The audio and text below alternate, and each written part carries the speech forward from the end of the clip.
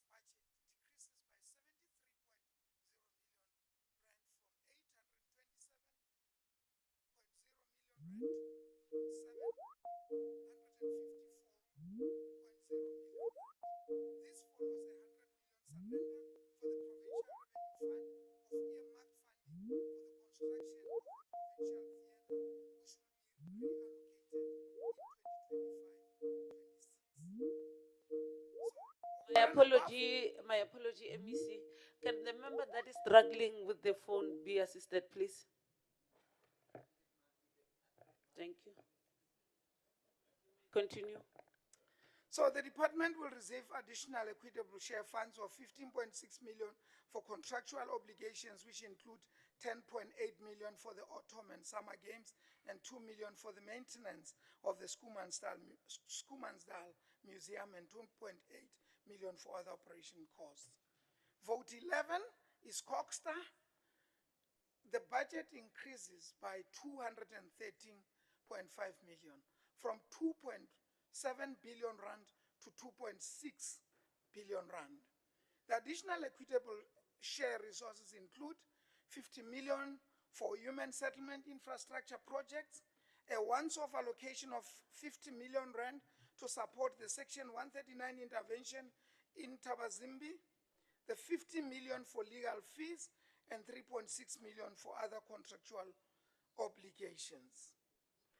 It be recorded that the department will receive equitable share rollovers from the previous financial year to the current of 52.8 million for payment of accruals for motor vehicles purchased for traditional leaders to the value of 35.5 million. 12.5 million to fund the construction of traditional council offices and 4.9 million for ICT equipment. The department will also receive conditional grant rollovers to the value of 59.7 million for informal settlement partnership grant and human settlement development grant. However, it will surrender an amount of 17.6 million earmarked funds for reallocation in the 2025-26 financial year. These figures that goes up and down will be best understood during the portfolio committee sessions, which will then unpack everything and understand where the net value was derived from and how the others went past each other. The last vote is vote 12, social development. This department's budget will increase by 27 million from 2.0 billion rand to 2.1 billion rand, mainly to ease spending pressures on contractual obligations. Honorable Speaker, the net effect of all this adjustment is that the provincial allocation to departments and public entities is adjusted upward by 835.8 million from 83.1 billion to 83.9 billion rand. Honorable Speaker, it is important to highlight that these adjustments followed a rigorous assessment of the expenditure, performance, provincial priorities, implementation progress, and in-year emerging pressures. The additional resources are therefore allocated to address once-off spending pressures for the current financial year, as these funds may not be available over the 2025 medium-term expenditure framework as a result of the constrained fiscal environment. It remains the responsibility of each department and public entity to ascertain that recurring costs are funded in the 2025 MTF within the allocated baseline to improve measures to realize efficiency gains. I now will share with the August House the 2025 MTF, Medium-Term Expenditure Framework, which sees the conclusion of the fiscal consolidation strategy announced and implemented by the National Treasury in the 2020 MTBPS. While the first two financial years of the 2025 MTF period remain severely affected by fiscal consolidation, there is no further fiscal consolidation implemented during the outer year. Over the 2025 MTF period, the provincial equity share allocation has been increased as follows. In 2025-26, the coming financial year, it will increase by 450.1 million. In 2026-27, it will increase by 737.2 million rand. And in the outer year, it will be 1.2 billion as a result. This is as a result of new data updates in the equitable share formula. People have been complaining about the formula, but this formula has been adjusted and it favors us, which is why despite no budget increases, we still benefit from that new data updates. You know very well that our province population has increased a little more, etc. And this is exactly why we benefit from these updates in the equitable share formula. So no additional allocation for wage carry-through costs has been provided in all departments, including education and health. As a result of the above adjustments, the provincial equitable share, as I said, increases from 69.6 billion in 2024-25 to 73.3 billion in 25-26 and 77.2 billion rand in 26-27, while in 2027-28, which is the outer year, it will be 81.2 billion. Including conditional grants and provincial owned revenue, total receipts available to the province will therefore be 86.7 billion in 2025-26, increasing to 90.8 billion in 26-27 and to 94.9 billion in 2027-28. This is still below the pledge that was made at the recent investment conference, but it is really encouraging to see an upward movement under these very difficult circumstances. In support of the commitments of the 7th administration, a total of 7.2 billion rand has been allocated and ring-fenced for provincial priorities over the 2025 MTF period. As I conclude, ladies and gentlemen, the road ahead may be tough, but our unwavering commitment to improving the lives of our people will guide us forward. In the words of Premier Dr. Poppy Ramathuba, and I quote, we dare not fail the people of Limpopo, close quote. Honorable Speaker, please allow me to commend my fellow members of the provincial legislature in their different portfolio committees for their swift consideration and approval of the budget votes shortly after the transition from the 6th to the 7th administration. I would also like to extend my gratitude to our Premier for her exceptional stewardship and guidance, as well as the Executive Council, Budget Committee, and the entire EXCO for their unwavering support.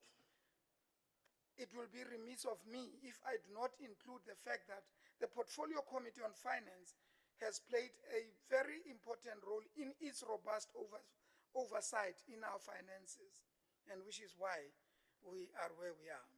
Lastly, I would like to express my sincere appreciation to Team Limpopo Provincial Treasury led by HOD Gavin Pratt for their prudence and dedication that is evidently very effective. I herewith table before this August House the following documents. 1, the Limpopo Adjustment Appropriation Bill 2024. 2, the Midterm Provincial Budget Overview 2024. 3, Adjustment Estimates of Provincial Revenue and Expenditure 2024. And this adjustment budget speech, together with relevant gazettes. Ndolibua, Kyaleboa, Nakenza. Ororibua bo MEC Mawai. The bill and all. Thank you very much. I see where there is money, honorable members, they stand up. We appreciate this. Especially the upward. Thank you very much, Roribo Abo MEC. The bill and all other relevant honorable members, thank you very much. Can we now proceed? Thank you. Thank you. The bill and all other relevant documents are referred to the Portfolio Committee on Provincial Treasury for consideration and report back to the House as per Rule 165.2. Consideration and adoption of the following report of the Portfolio Committee on Health. I shall now call Honorable Malevana, the chairperson of Portfolio Committee of Health.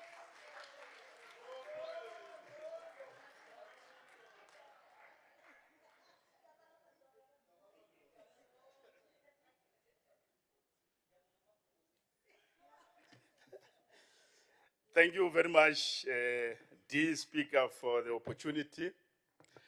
Honorable Speaker, Honorable Premier, venerable members of the Provincial Legislature, members of Provincial Executive Council, distinguished guests, in particular the Provincial Secretary of African National Congress, Madachi. Ladies and gentlemen, I rise to table the Health Portfolio Committee report for the 2022-2023 annual report of the Department of Health for consideration and adoption. The report provides progress in achieving the strategic objective, challenge faced, and plans for the future improvement. Thank you very much. Thank you, Honorable Malevana. I shall now call for a seconder. Honorable Mate. Thank you very much, Honorable Deputy Speaker. I hereby second the Honorable Chair of the Portfolio Committee on Health. Thank you very much. Thank you very much, Honorable Mate. We shall now call upon Honorable Thabo Mabuta.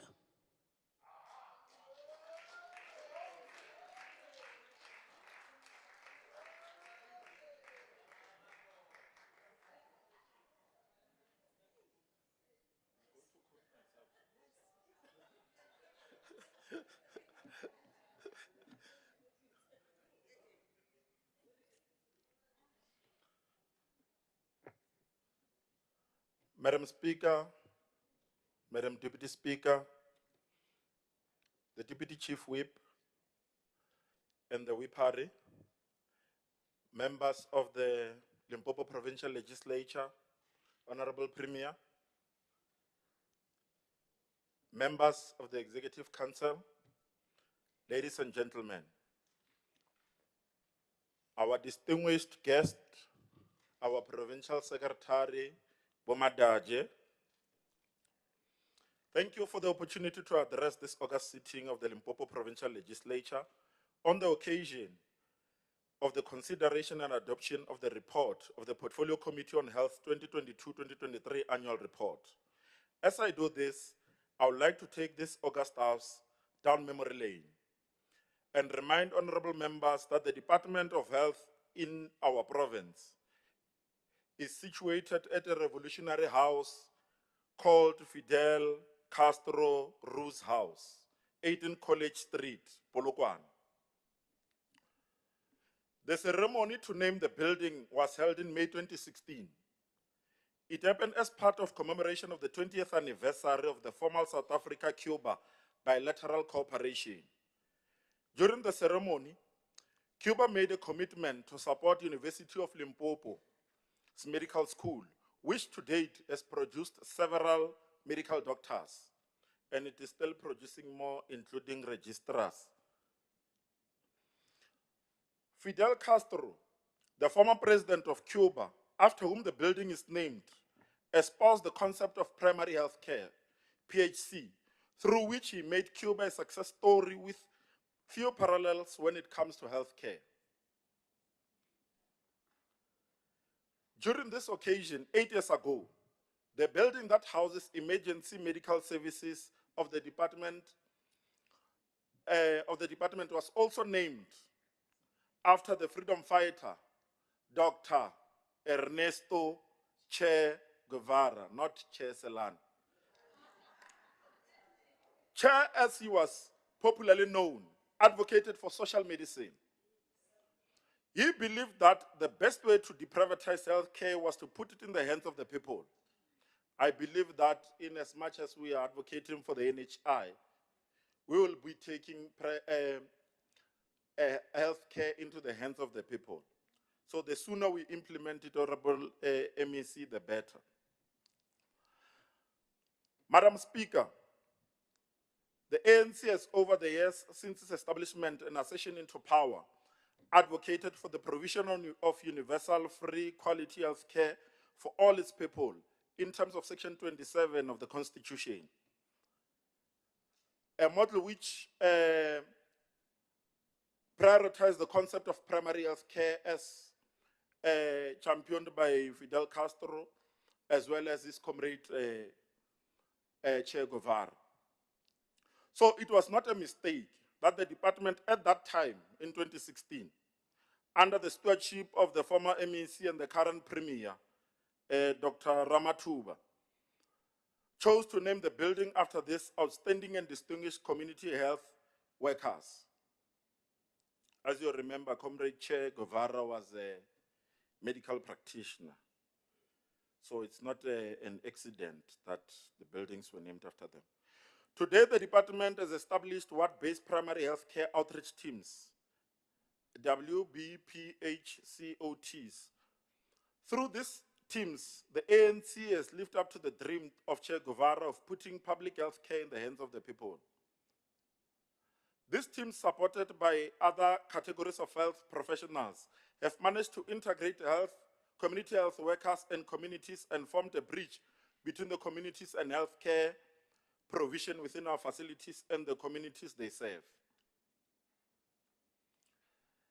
They are a testimony to our long-held belief that the better health outcomes depend on the collective will and ability to build and sustain relationships across all sectors of society.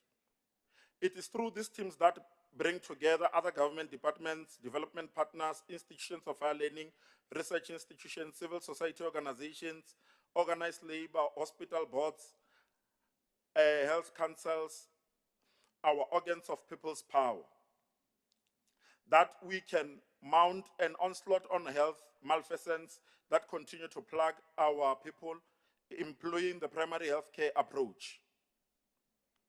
The approach on whose backbone is health promotion seeks to empower, educate, raise awareness amongst our people about HIV and AIDS, STI, TB, control and prevention, mother-to-child transmission, women health and nutrition, and disease prevention and control. This is in line with the ANC's 2024 election manifesto.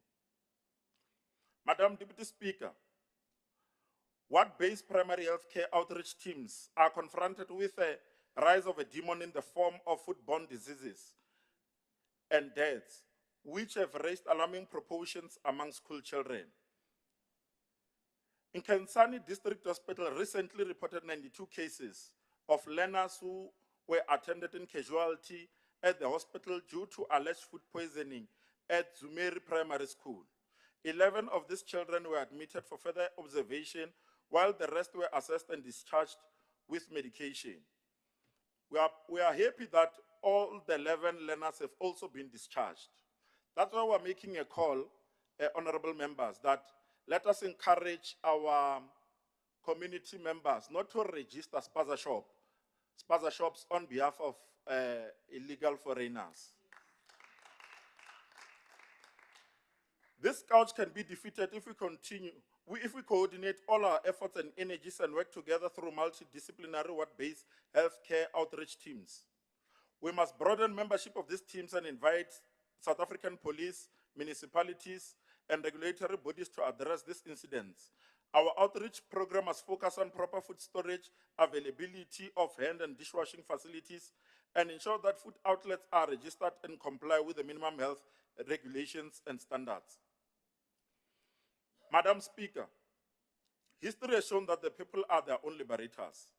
The President addressing the country on the 15th of November, which was a Friday, on a matter that has deeply saddened and distressed our nation, said, and I quote, I'm not quoting myself at least,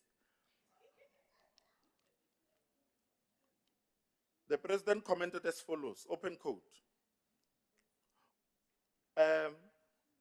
We all have a duty as a state, as a society, as parents and families, working together to protect those amongst us who are vulnerable and overcome a great difficulty. Close quote.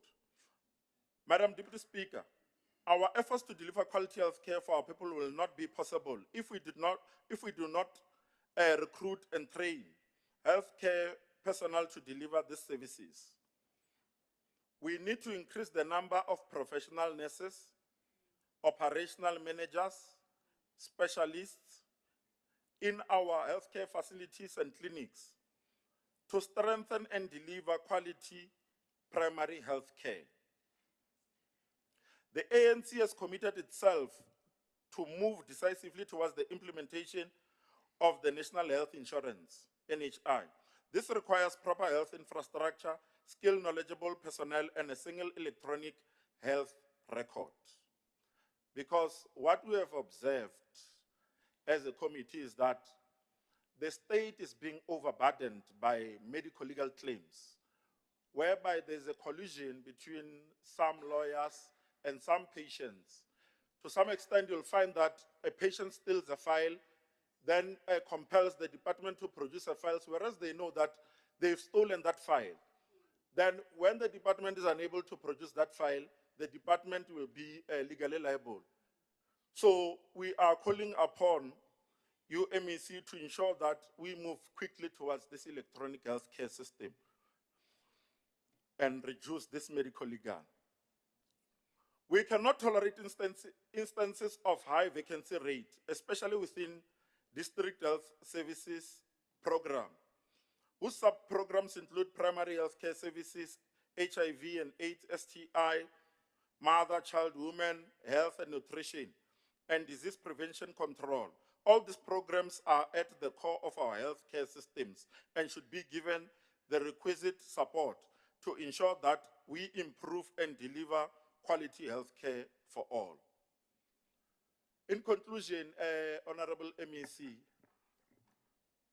we are lastly making a call that can we please ensure that we fill and reduce the vacancy rate that is there within the department, because we are providing an essential service. I thank you. Thank you very much, Honorable Mabucha. I shall now call Honorable Andries Moss.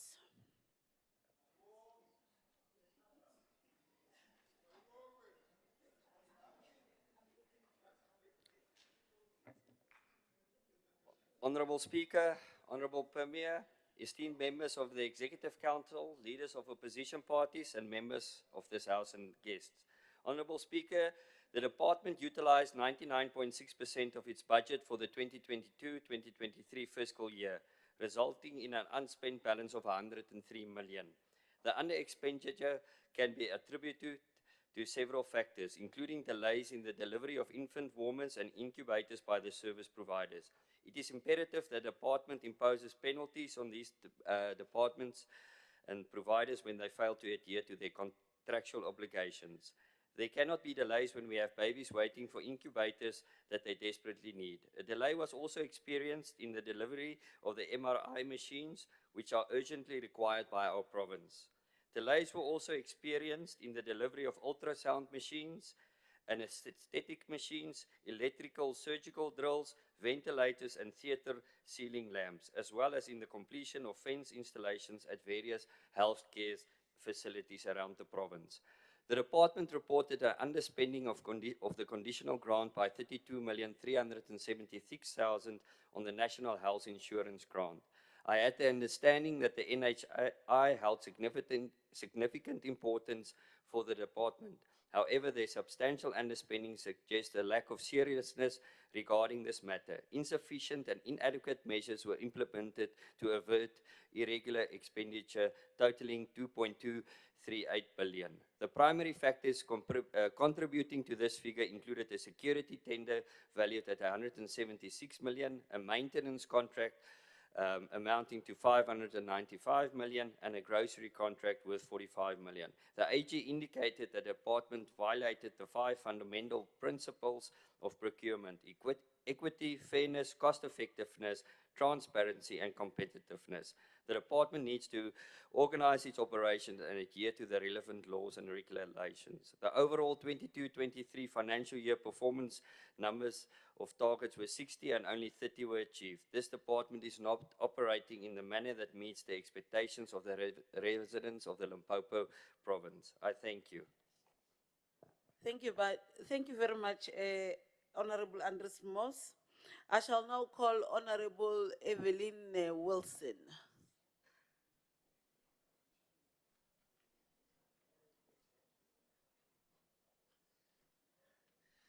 Thank you, Deputy Speaker.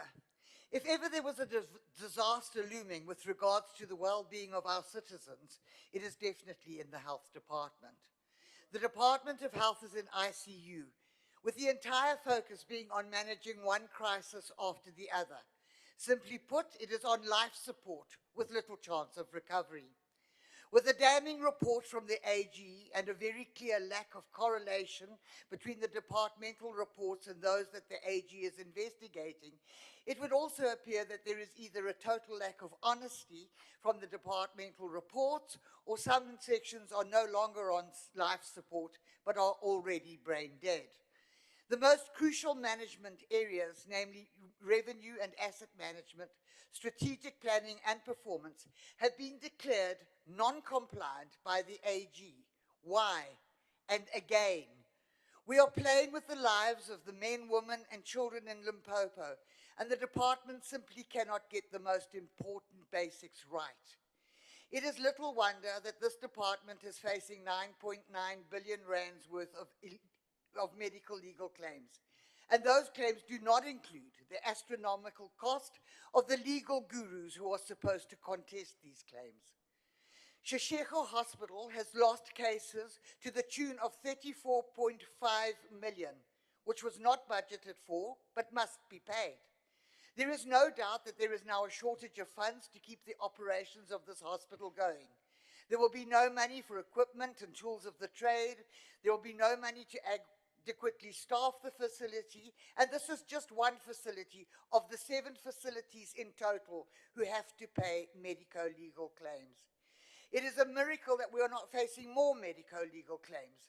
39% of dentist vacancies are not filled. There is a 73% vacancy for specialists, a 50% vacancy rate in health professionals, and a 70.7% vacancy rate in support personnel. 684 staff in managerial positions in the Department of Health are acting. It is one huge circus with too many actors and no one being held accountable. Some acting managers have been in acting positions for 5 years and more, and hospital CEOs have been acting way beyond the prescribed period in terms of the Labour Act. Let's be clear, when you do not act within the boundaries of an act, you are likely to face criminal charges. Perhaps the time is now. The Department of Health racked up a mind-blowing 1.3 billion rand in irregular expenditure. And why? Tender processes were not followed for groceries, security, and maintenance tenders. When tender processes are not properly followed, red lights and alarms go off. Heads should be rolling already. Someone must be being held accountable, surely. There are 6,579 assets with 252 million under investigation. The department says their asset registers are almost up to date. The AG, however, says no.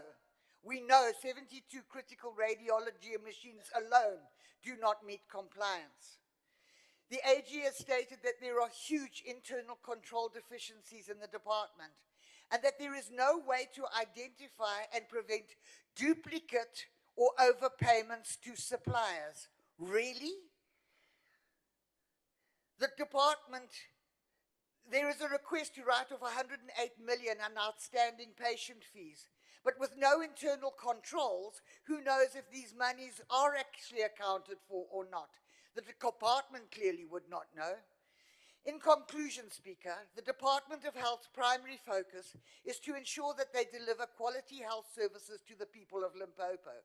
A recent oversight tour by the department's portfolio showed that we are failing. And if the primary focus is on health and delivery of quality services to our people, how could we spend 1 billion rand or 1 million rand per day on digital Veritas to scan and copy files? Not 1 cent of that made a contribution to the upliftment of health. Not one. Not one medicine, not one piece of valuable equipment, not one nurse or dentist or porter. Not 1 cent of that billion went to contribute to desperately needed maintenance projects and equipment. Very clearly, the Department of Health has forgotten its mandate and its priorities. At the cost of lives, good health, and well-being of the people we are supposed to protect. Please, let's get this clear. All lives matter, and putting people's health and lives at risk in this fashion is simply not acceptable. I thank you. Roriwa Velini Wilson. We shall now call Honorable Matumi Lebo. I don't see him in the house. Okay. Okay, Deputy Lebo, you may proceed. Honorable Speaker, Honorable Premier, all members, and also the guest. I see you in the Tamadaj. I'm Romisa Gimdeni. I went mistake at this budget speech. Honorable Speaker, the department spent about 99.6 of its 2022-2023 overall budget adjustment appropriation as compared to 97.5 spent in 2021 and 2022. The EFF is disappointed about the under expected and program 2, 3, 5, 6, and 8, which continue to define the leadership and governance character of the department. Furthermore, we are concerned that despite having spent 99.6 of the budget over and 103 million was not spent. Under expenditure is the direct cost of lack of service delivery and unemployment, and therefore it must be nipped and in the bud. Officially, who do not have spent money when they are should be spending, it should be fired and show the door with immediate effect. The Auditor General reported that the department obtained and qualified opinion due to inability to obtain sufficient appropriate audit evidence regarding contingent liabilities raised against the department of 99 billion, 2022, and 8 billion as disclosed in the financial statement. The department does not have a clear and conscious plan to reduce contingent liabilities, which include, amongst other, botched operation by not competent doctors. This amount will continue to soar in each and every financial year because lack of consequences to the management. Honorable Speaker, underspending on the conditional grant of 32,376,000 of National Health Insurance grant, as disclosed in the financial statement, as is extremely worrying. As indicated earlier, underspending in this government is a cancer which needs chemotherapy, radiation, and surgery to be completely eradicated. When money is allocated to social upliftment program and is not spent, someone must pay for the negligence. Furthermore, during the period under review, financial statements were not prepared in accordance with prescribed financial according to framework and supported by full and proper record as required by section 40/1B of the PFMA. This happened despite the fact that the department has financial section which should be assisting to prepare the financial statement to the certification of the auditors. It never poured, but it rained in the department. It is an interesting note that the revenue management process were not implemented for the identification and collection and recording of revenue, and there was no evidence that appropriate steps were taken to collect all money due. Officials in the department are sleeping on the job while continue earning salary of doing nothing. No one is cracking this whip to ensure that incompetence and minimize or completely uprooted. It is so disappointing that effective and appropriate steps were not taken to prevent irregular expenditure of amount of 2 billion, which the main contributor were security tender amounting to 176 million, maintenance award totaling about 595 million, and grocery awarded counting to 45 million. There is a general culture of non-compliance of the Treasury regulation and the PFMA on procurement and contract management when awarding tenders in this department. This is a deliberate move to open windows for corruption and large scales of looting state resources. The other challenges is that departments take long to investigate cases, as at the time of reporting, there were cases that dated on the far as 2012 and still not finalized. Is there any sound reason for not investigating and finalizing the case of such long time? Who are the protected and at what cost? Surely this is unacceptable. What plans does the department have to recover money from officials who resigned and retired? No, I'm not concluding. The press secretary.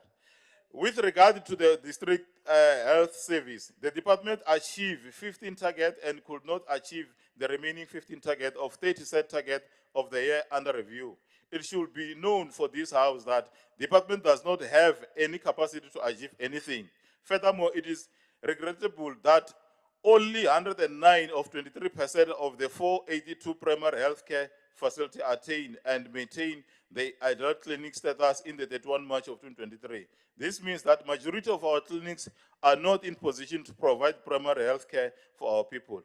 Honorable Speaker, the department reported it failed to meet both targets to respond time in urban and rural population due to unavailability of the operation of EMS vehicle.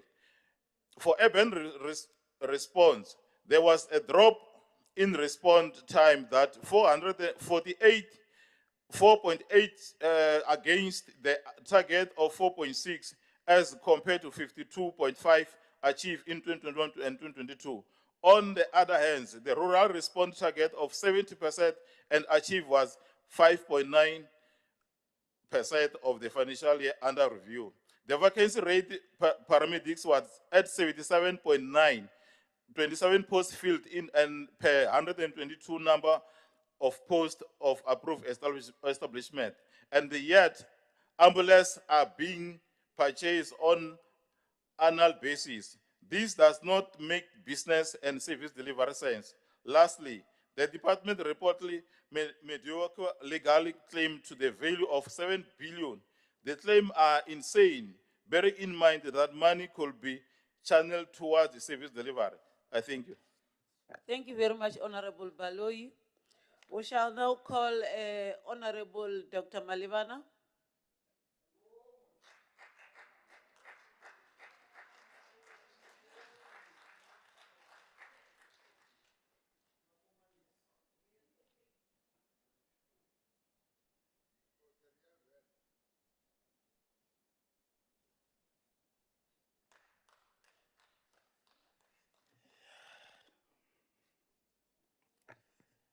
Thank you very much, the Speaker.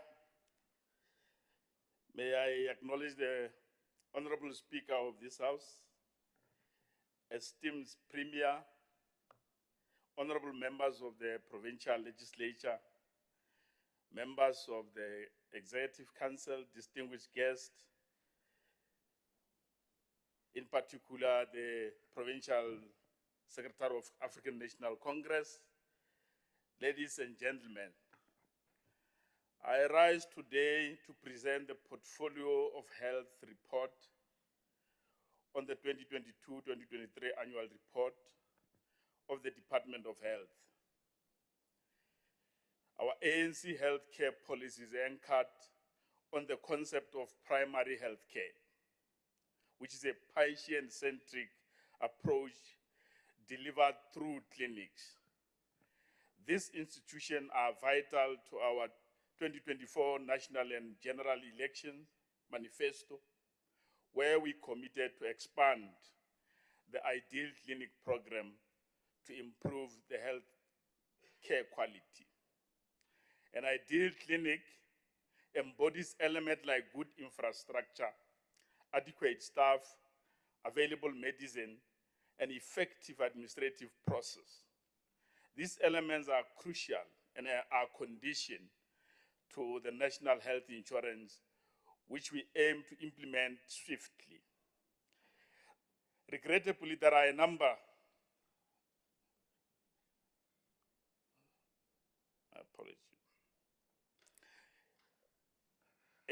a large number of healthcare facilities have challenges with regard to meeting the health standard, including ready to implement the national health insurance. This will include the challenge related to some hospitals, as was measured by the Office of Health Standard of Compliance conducted regularly. However, we commend the department collaboration with the private sector in expanding access to quality health care, partnership with private hospital, medical specialists, and healthcare workers have yielded positive results. Well, Honorable Speaker, note that the health portfolio took an unannounced visit to a number of health facilities in the province. And the picture that is painted there is the picture that says we have patriots who are very committed in doing their work. Despite the challenges that we'll mention in passing, the reality is that with the commitment of the health practitioners that are in the field, we are not near an ICU, as was portrayed by my colleague. The following are the challenges that were raised by the Auditor General, which we also correlate as we visit a number of facilities. There is a shortage of staff, both the professional and the support personnel, and there are a number of positions that people are in acting. Of course, the Auditor General is also raising matters of asset management, revenue collection, in particular related to one of the state agencies that is owing the department a lot of money, performance information, contract management, and infrastructure maintenance. All that I've just mentioned, the department is on top of dealing with them, and they have plans to deal with them. The only one that is a program that also needs other stakeholders or authority is related to challenges on human resource. That needed to be, there must be an attention that is given to that. But however, the department is committed in addressing and improving the healthcare services. Despite these challenges, there are successes that are worth to mention in this annual report. There is improved patient satisfaction with medicine availability, increased life expectancy for both female and males, reduced HIV and AIDS related deaths, and decreased child mortality rates. The 1990 strategy that is sponsored by Joint United Nations Program on HIV and AIDS has been instrumental with regard to this achievement. We must continue to educate the youth about HIV and AIDS prevention and contraceptive methods. We must as well trace patients with treatment interruption to save life or to save their life. Regarding the allegation of mistreatment at the Siro Hospital, we welcome the department's prompt response and urge against exploiting our people's plight and human rights for political gain. In conclusion, while facing challenges, we have made progress. The Portfolio Committee is endorsing the 2023 annual report, acknowledge the efforts that the department is putting in, as well as their commitment to improve. We think that is possible, that the department can achieve and cancel all the challenges that are made based on our interaction with them.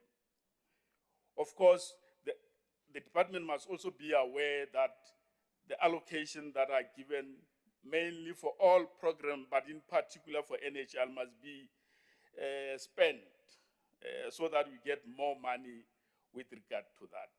We also acknowledge the unqualified report that the department have got, and I must reiterate, the employees in different service points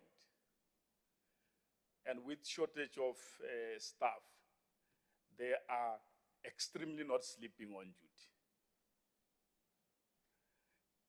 Everyone can go to those facilities and acknowledge that, and there's too much transparency with regard to what is happening.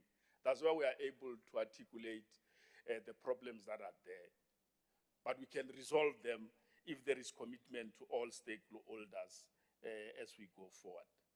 Well, we also have the EMS that are doing very well. But there are a number of challenges with regard to infrastructure.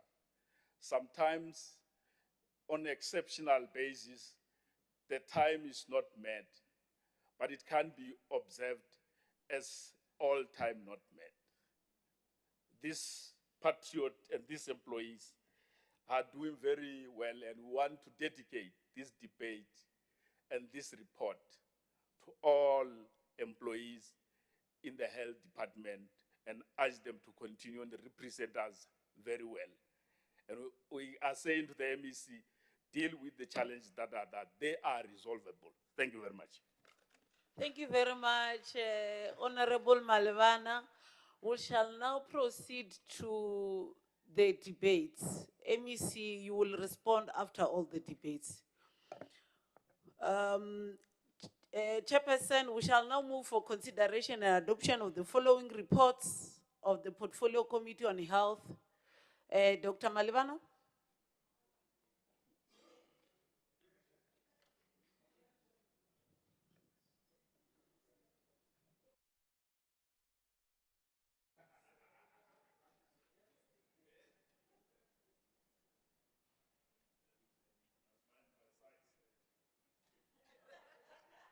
You shall then remain on the seat and we'll finish to consider all three of them.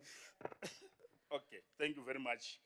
The Speaker, I rise to table the following report for consideration by the House. 2023-2024 second quarter report. Hey, am I reading the right?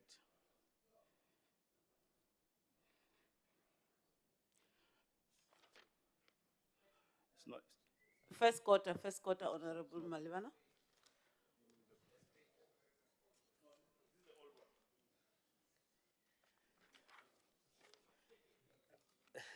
My apology. Thank you, and all protocol is observed. Honorable Speaker, I'm rising to table the following report for consideration from the portfolio. The 2023-2024 first quarter report, second quarter report. Thank you, Honorable Malevana. Yes. After you've read first quarter, we'll call for a Oh, okay, second. all right. There, Yes. then Thank you will you. proceed with the A seconder for the first quarter. Honorable Chair Selane. Thank you, Honorable Speaker. I note a tendency of undermining my profession. And the only doctors that are here in the ANC. And you should take note of that.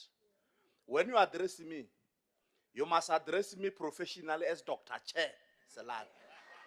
Unlike this thing of Honorable Mabocha, I'm not having just a master's. Yeah, I've got a PhD. So you must address me as such, Dr. Chair Selane. So that in future, this thing is not repeated. I rise to second another doctor, Dr. Malevane. Thank you. Thank you very much, Dr. Selane, seconding Dr. Malevane. We shall now proceed to the second corner. Thank you very much, the Speaker, and observe the protocol. I rise again, Honorable Speaker, to table for consideration adoption the second quarter report, Department of Health. Thank you. Thank you very much. I shall now call for a seconder. Honorable Nkonyan. Thank you very much, Speaker. I second the adoption of the second quarter report by the Chair of the Health Committee. Thanks, Speaker. Deputy Speaker. Thank you very much. Honorable Malevane. Thank you very There are much, honorable members in this house. Thank you. Honorable Speaker, and recognize the protocol that I earlier have observed. I am rising to table a report for the Portfolio Committee on the 2023-2024 third quarter report for the Department of Health for consideration and adoption. Thank you very much. Thank you, Honorable Malevane. The seconder, I shall now call Honorable Nechpepe.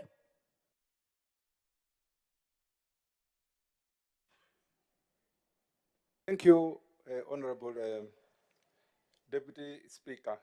I rise to second the adoption of the report as presented by the Chair of the Portfolio Committee. Thank you. Thank you very much, Honorable Nechpepe. I shall now call Honorable Abednego Nkonyana.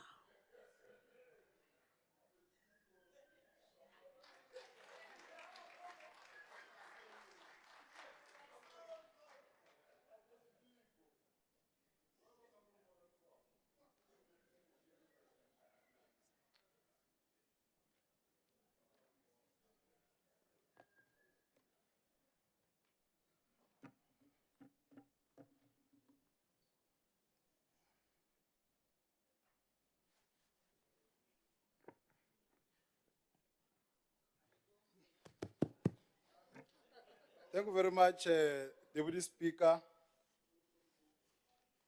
The Deputy Speaker of the House, the whip party led by the Deputy Chief Whip, members of the Provincial Legislature, the leader of government business, we are acknowledged for the first time, members of the Executive Council, the Provincial Secretary of the ANC, Wamsanda Madachi, distinguished guests in the gallery, ladies and gentlemen, Dumelang.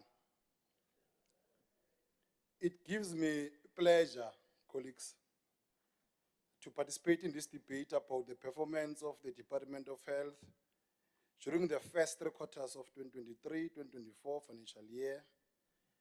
This is indeed a rare opportunity to contribute my energy towards the realization of the goal of universal primary health care for all in our lifetime. I don't take it for granted.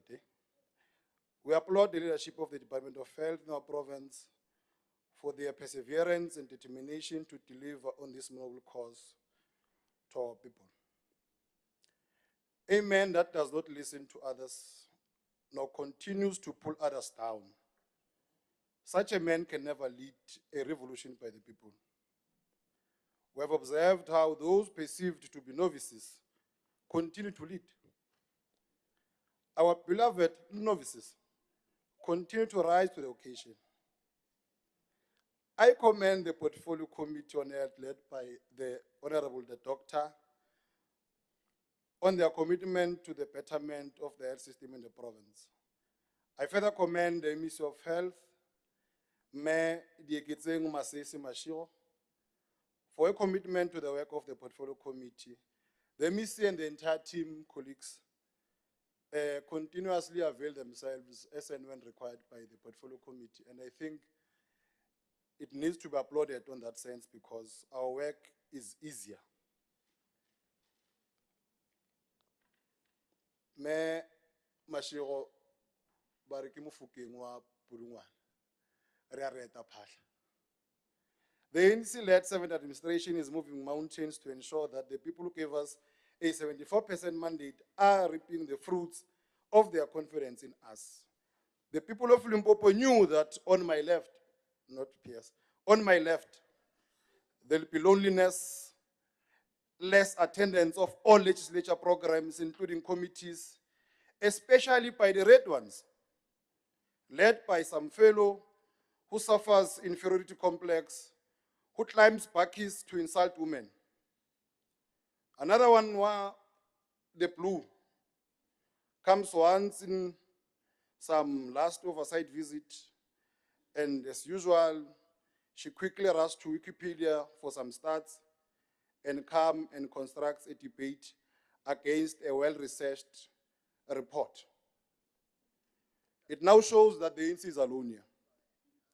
You check the benches, you check capacity, you check contribution, you realize that you can't be beaten by people who have a caucus with no doctor.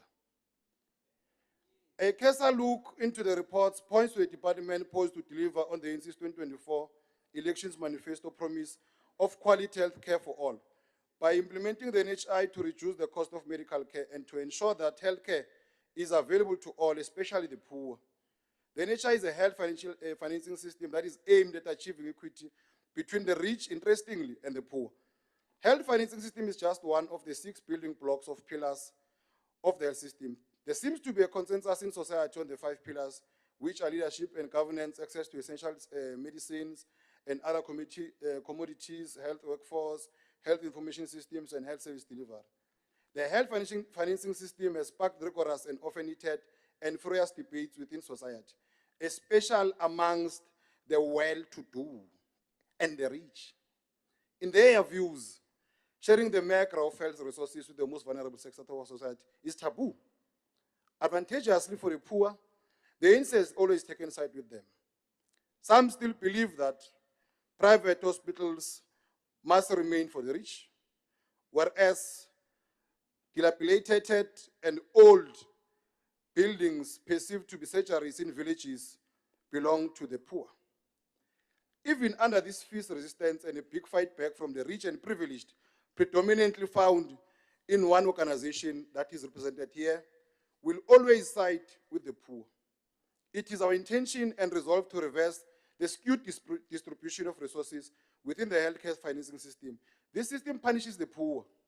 In implementing this health financing system that the NHI is, we will seek, build, and strengthen relations and collaborate with various stakeholders within the health sector to leverage their technologies and expertise. Madam Speaker, we recognize that there are challenges that the department is facing in its quest to deliver adequate health care for all. Key amongst them being the inadequate health workforce or human resource. As at the end of the first quarter, the vacancy rate was exceedingly higher than the acceptable 10% norm. No strides were made by the department to employ people with disabilities within the senior management services level. The NC's 2024 elections manifesto advocates representation of people with disabilities in the upper echelons of the public and private sectors. We applaud the department, however, for achieving 46% gender parity within the SMS.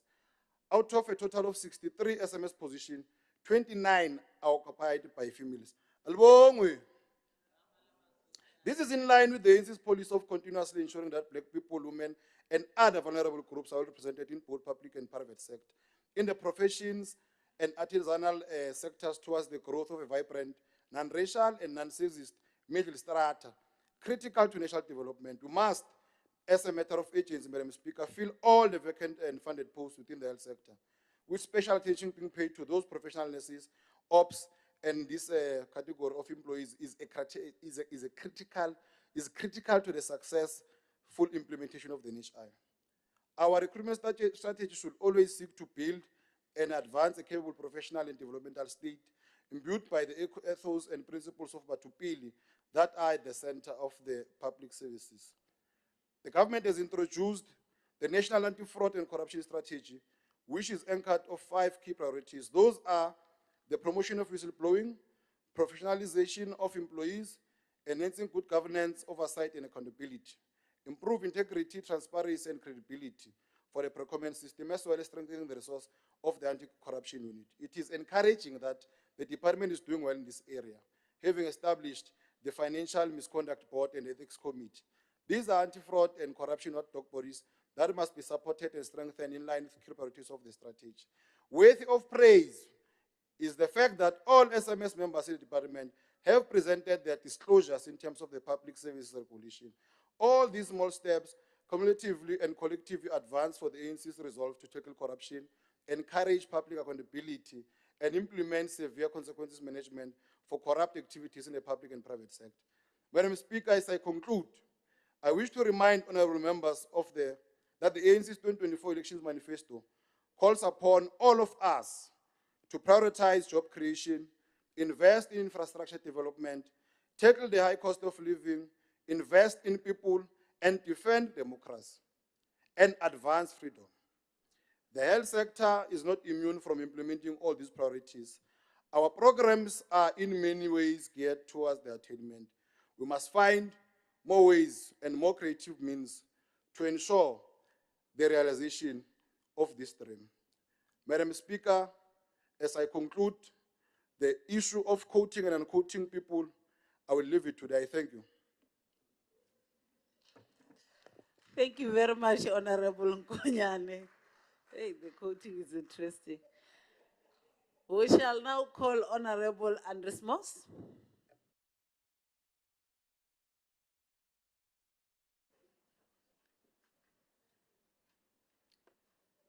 Thank you, Madam Speaker, Honorable Premier, esteemed members of the Executive Council, leaders of opposition parties, members of the House, and guests.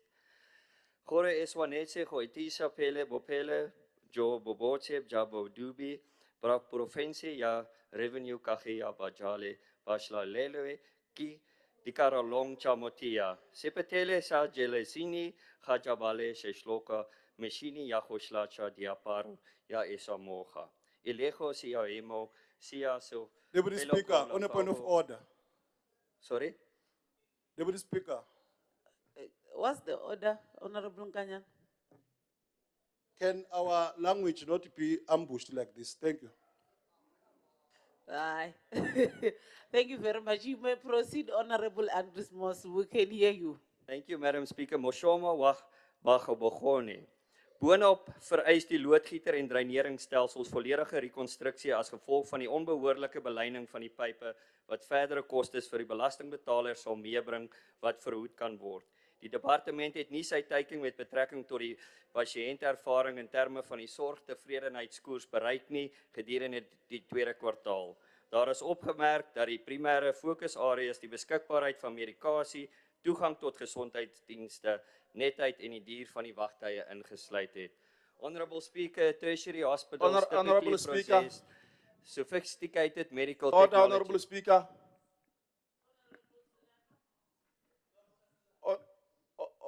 Honorable Speaker, we can't continue to allow the honorable member to talk for himself without us hearing what he's saying. Can we have what you call interpreter? Because we can't hear. He's talking for himself.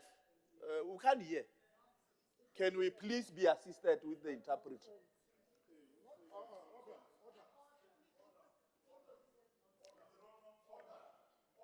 Honorable Mate. Okay.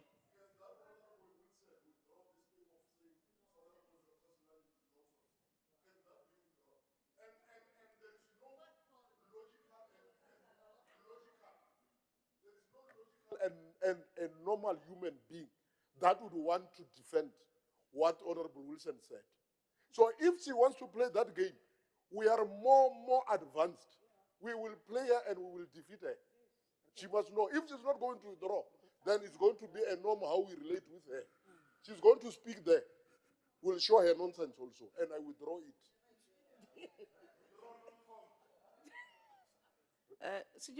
Thank you very much, Honorable Mate. Thank you for withdrawing while you've said it.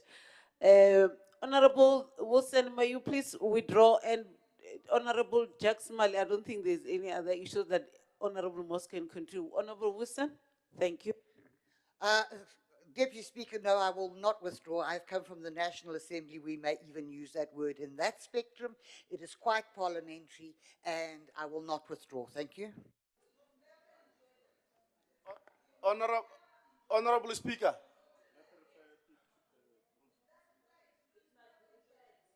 Honorable Speaker.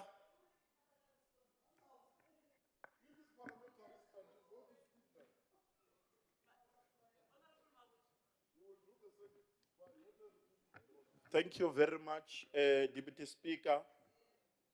Deputy Speaker, we are taken quite aback by Honorable Wilson's refusal to withdraw the word nonsense. And she is making an allegation that that word is parliamentary. Therefore, we are requesting you, Deputy Speaker, that can you please refer this matter to the Rules Committee? Thanks. Thank you very much. Honorable Wilson, Rule 95 speaks about unparliamentary language. Your bodily gesture and the context of how you've said nonsense is unparliamentary.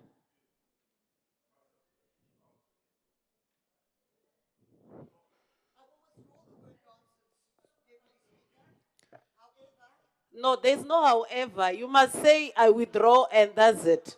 Thank you very much, Honorable Wilson. She has withdrawn. Thank you very much. We shall now move to Honorable, may you finish up, Honorable Andres Moss.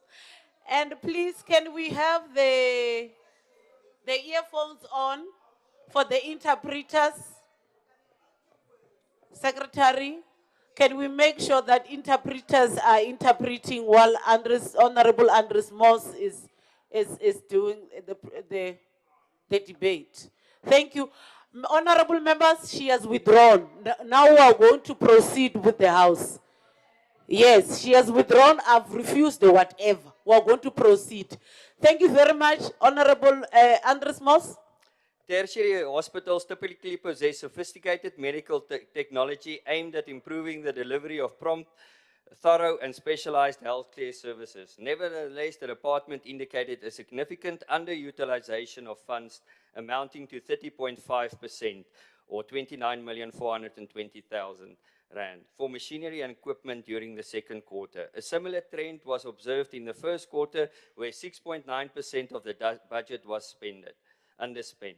The residents of our province are entitled to receive the highest quality of healthcare services, and it is imperative that actions be taken against those responsible for the lack of essential machines and equipment in our hospitals that are crucial for patient care. The Toyado Nursing College faces numerous challenges, one of which is the absence of a driver to facilitate the transportations of students to clinical sites for their practical training. The computer lab was inadequately furnished, lacking both computers and laptops, as well as access to the internet and necessary data, which was promised 7 years ago and nothing materialized. At the Giyani Nursing College, there's a shortage of lecturers administrative personnel, cleaning staff, groundkeepers, finance managers, skilled artisans, library assistants, receptionists, housekeepers, and drivers responsible for transporting students to healthcare facilities. It is evident that the funds contributed by taxpayers are being misallocated. Thank you very much. Thank you very much, Honorable Andres Moss. Let me now proceed, Honorable Evelyn Wilson.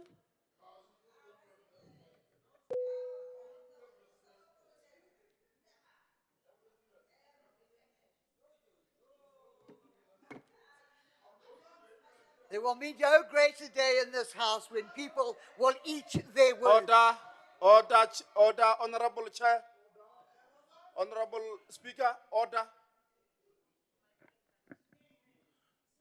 Honorable Speaker, the House has requested Honorable Wilson to withdraw I did.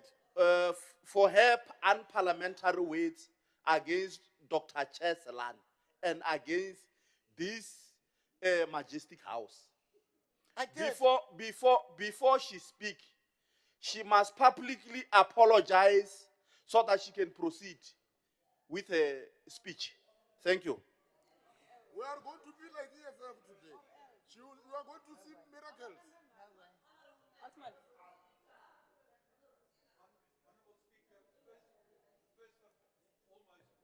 When you acknowledge the explanation by Honourable Wilson, it was accepted in that rule, and I would hope that that would stay. But I would also urge you that you speak to the gallery, that the gallery doesn't participate in the volume of the house. It's not allowed, and I think they should just be taken back on it. Thank you. Thank you very much, Honorable Jack Smiley. I didn't see anyone from the gallery participating. I only saw members participating. And members, and Honorable Dr. Selan, she has apologized. She has withdrawn. She has withdrawn. I even said, I am not going to take whatever she must. She then withdrawn again. Honorable Mabut, she has withdrawn. Let's have this house in order. However, I refused the however, and then she withdrawn twice. She withdrawn twice, honorable members. I was listening and I'm chairing this sitting. Can we have order, Honorable Mabut? She has withdrawn twice. Honorable Wilson, may you proceed. Thank you, Deputy Speaker.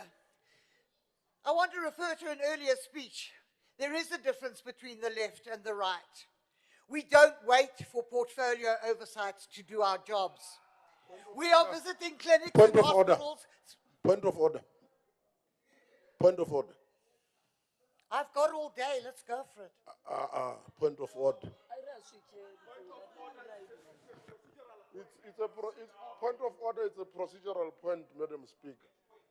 No, relax. Yes. I want to check if honorable member, can she take a question? Can she take a question? No, I have a speech to finish. Thank you. She can't take a question because in her speech, she's going to speak nonsense and I withdraw. Honorable Wilson, may you please proceed? I actually thought I was sitting in one of the parliamentary houses of the state that was supposed to have qualified and adult people. It would appear that sometimes it gets reduced to a nursery school. We are visiting clinics and hospitals. Order. We can't be told that we are in a nursery school here. The fact that this one is from National Assembly, she was relegated here because she was doing nonsense there. I withdraw.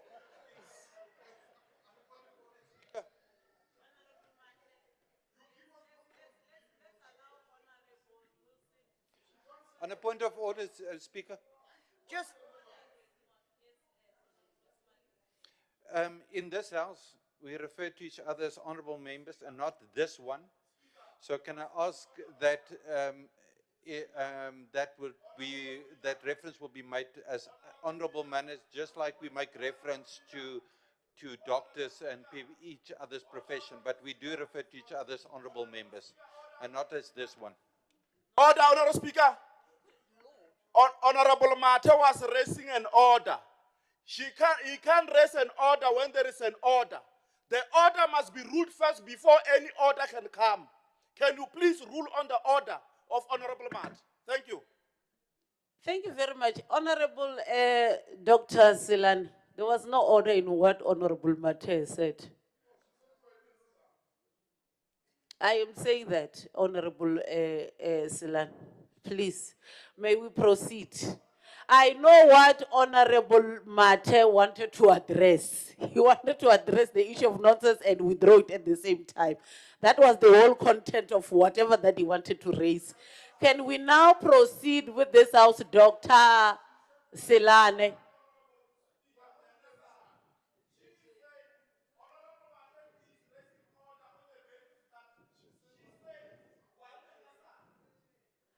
Did she say in this House? Oh, Speaker?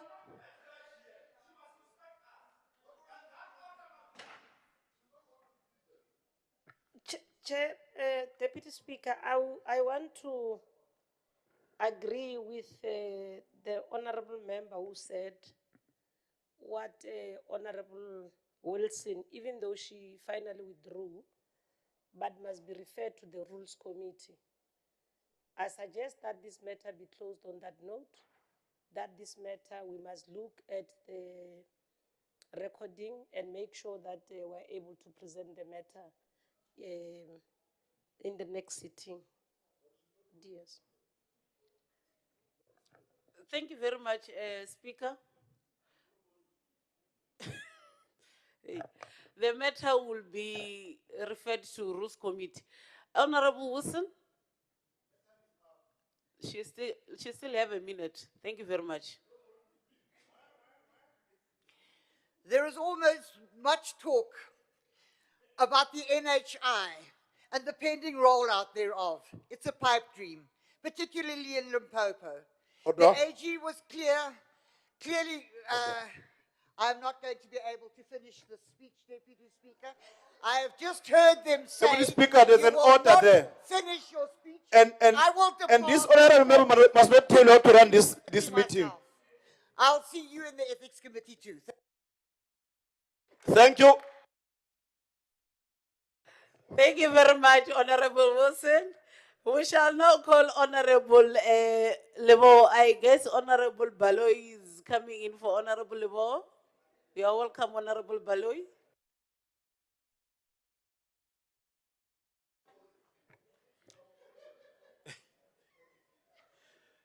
Thank you, Honorable Speaker. Honorable Speaker,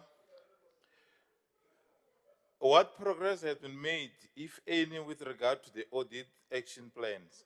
And if there is a plan, it is fully implemented. If not, why is it not fully implemented? Poor quality assurance management and lack of capacity are amongst the issues reported by the department and contribution to poor internal controls. But you can't. The department failed to fill the position at district level, which continue to affect the audit outcome of the department. Furthermore, it is reported that the past 5 years, the number of clinics providing service for 24 hours was constantly declining. This poor leadership and poor governance combined with lack of capacity of the worst kind. Instead of making sure that all clinics operate 24 hours, the numbers decline. In 2020, the department stopped increasing the number of clinics operating for 24 hours due to lack of human resources and security concern for the nurses working at night. All these are largely excused because budgets are planned, but they are not being implemented to provide service for our people. Honorable Speaker, the inception of Veritas Digital has always been characterized by controversy. Who is the implementing agency or company, and what amount of work has been done since in its inception, and where? We smell rats in this project.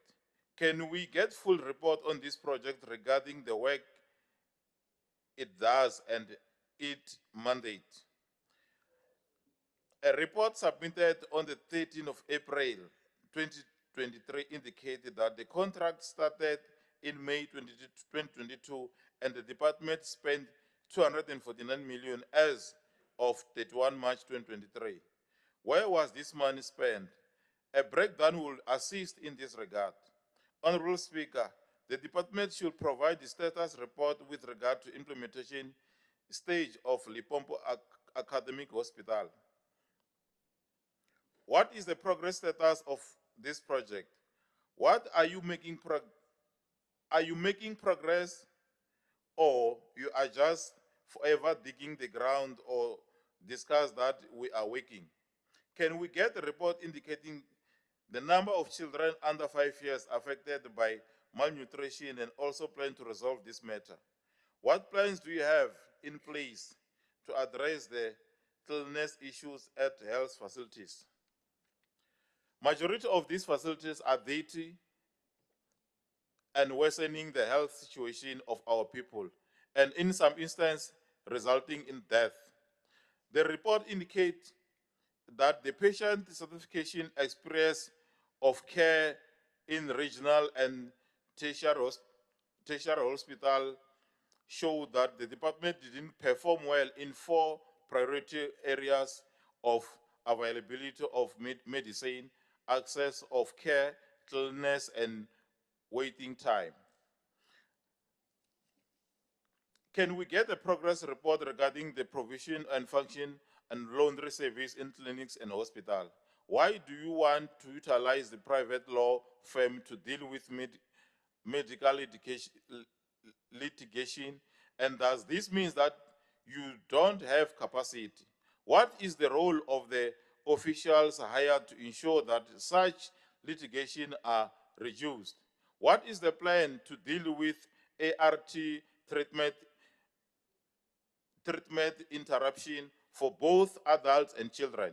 Can we get a report in terms of the state of nurses, colleges, in terms of maintenance, human resources, and the availability of equipment and machinery, and also absorption of unemployment nurses?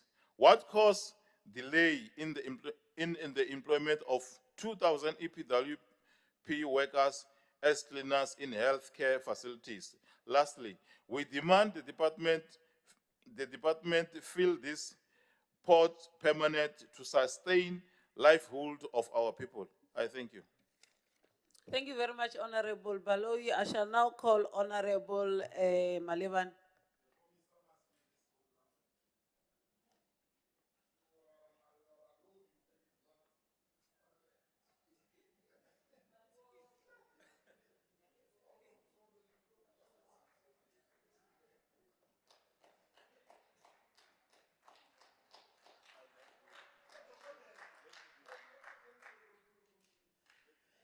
Thank you very much, Deputy Speaker. And greetings to Honorable Speaker, the Honorable Premier in absentia, party, esteemed members of the legislature, members of the Executive Council. Earlier we have the ANC Provincial Secretary who was with us, distinguished guests, ladies and gentlemen. I'm rising today to present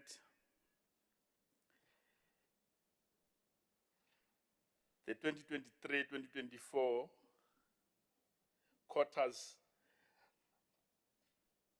for the Department of Health as it was considered earlier. The ANC 2024 National and Provincial Manifesto prioritized job creation, economic inclusion, addressing high living costs, investing in people, defending democracy, and enhancing global cooperation.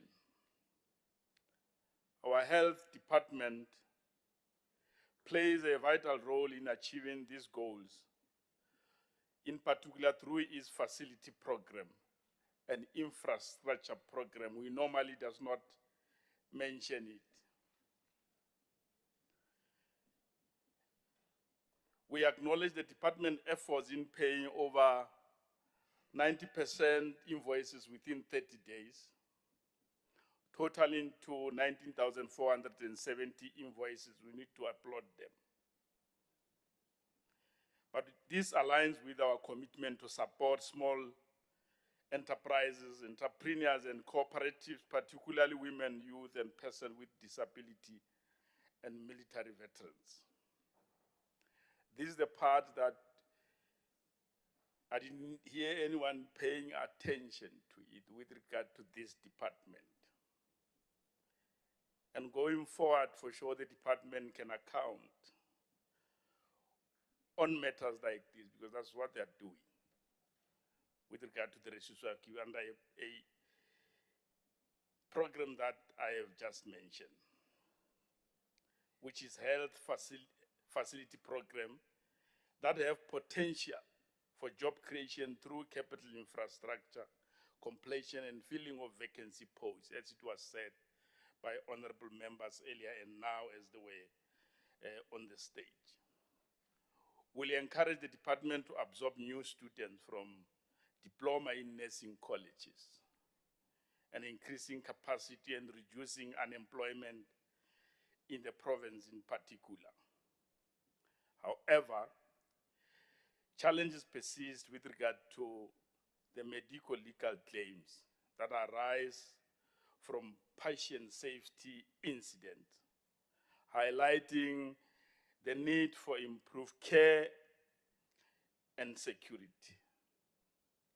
We urge the department to address these concerns as it rises to the roof in Chilizin and Seshego Hospital. It is important that the department should consider making an investigation. Just take the mirror and look at yourself with regard to that matter. Have facts that will assist the department to go to the root of the problem, because a number of venerable members are talking with passion about this thing. We may have to find way of wanting to go to the root and close it for future, so that it must not continue at this industrial way.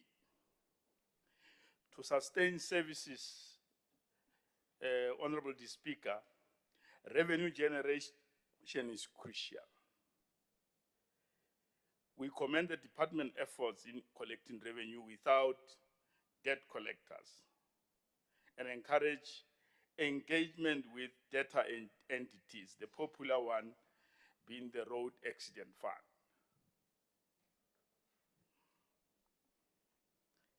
Increased revenue will enable the department to implement the ward-based primary health care outreach teams, as we have experienced how important an intervention they are making to our people, as well as to attain ideal clinic status.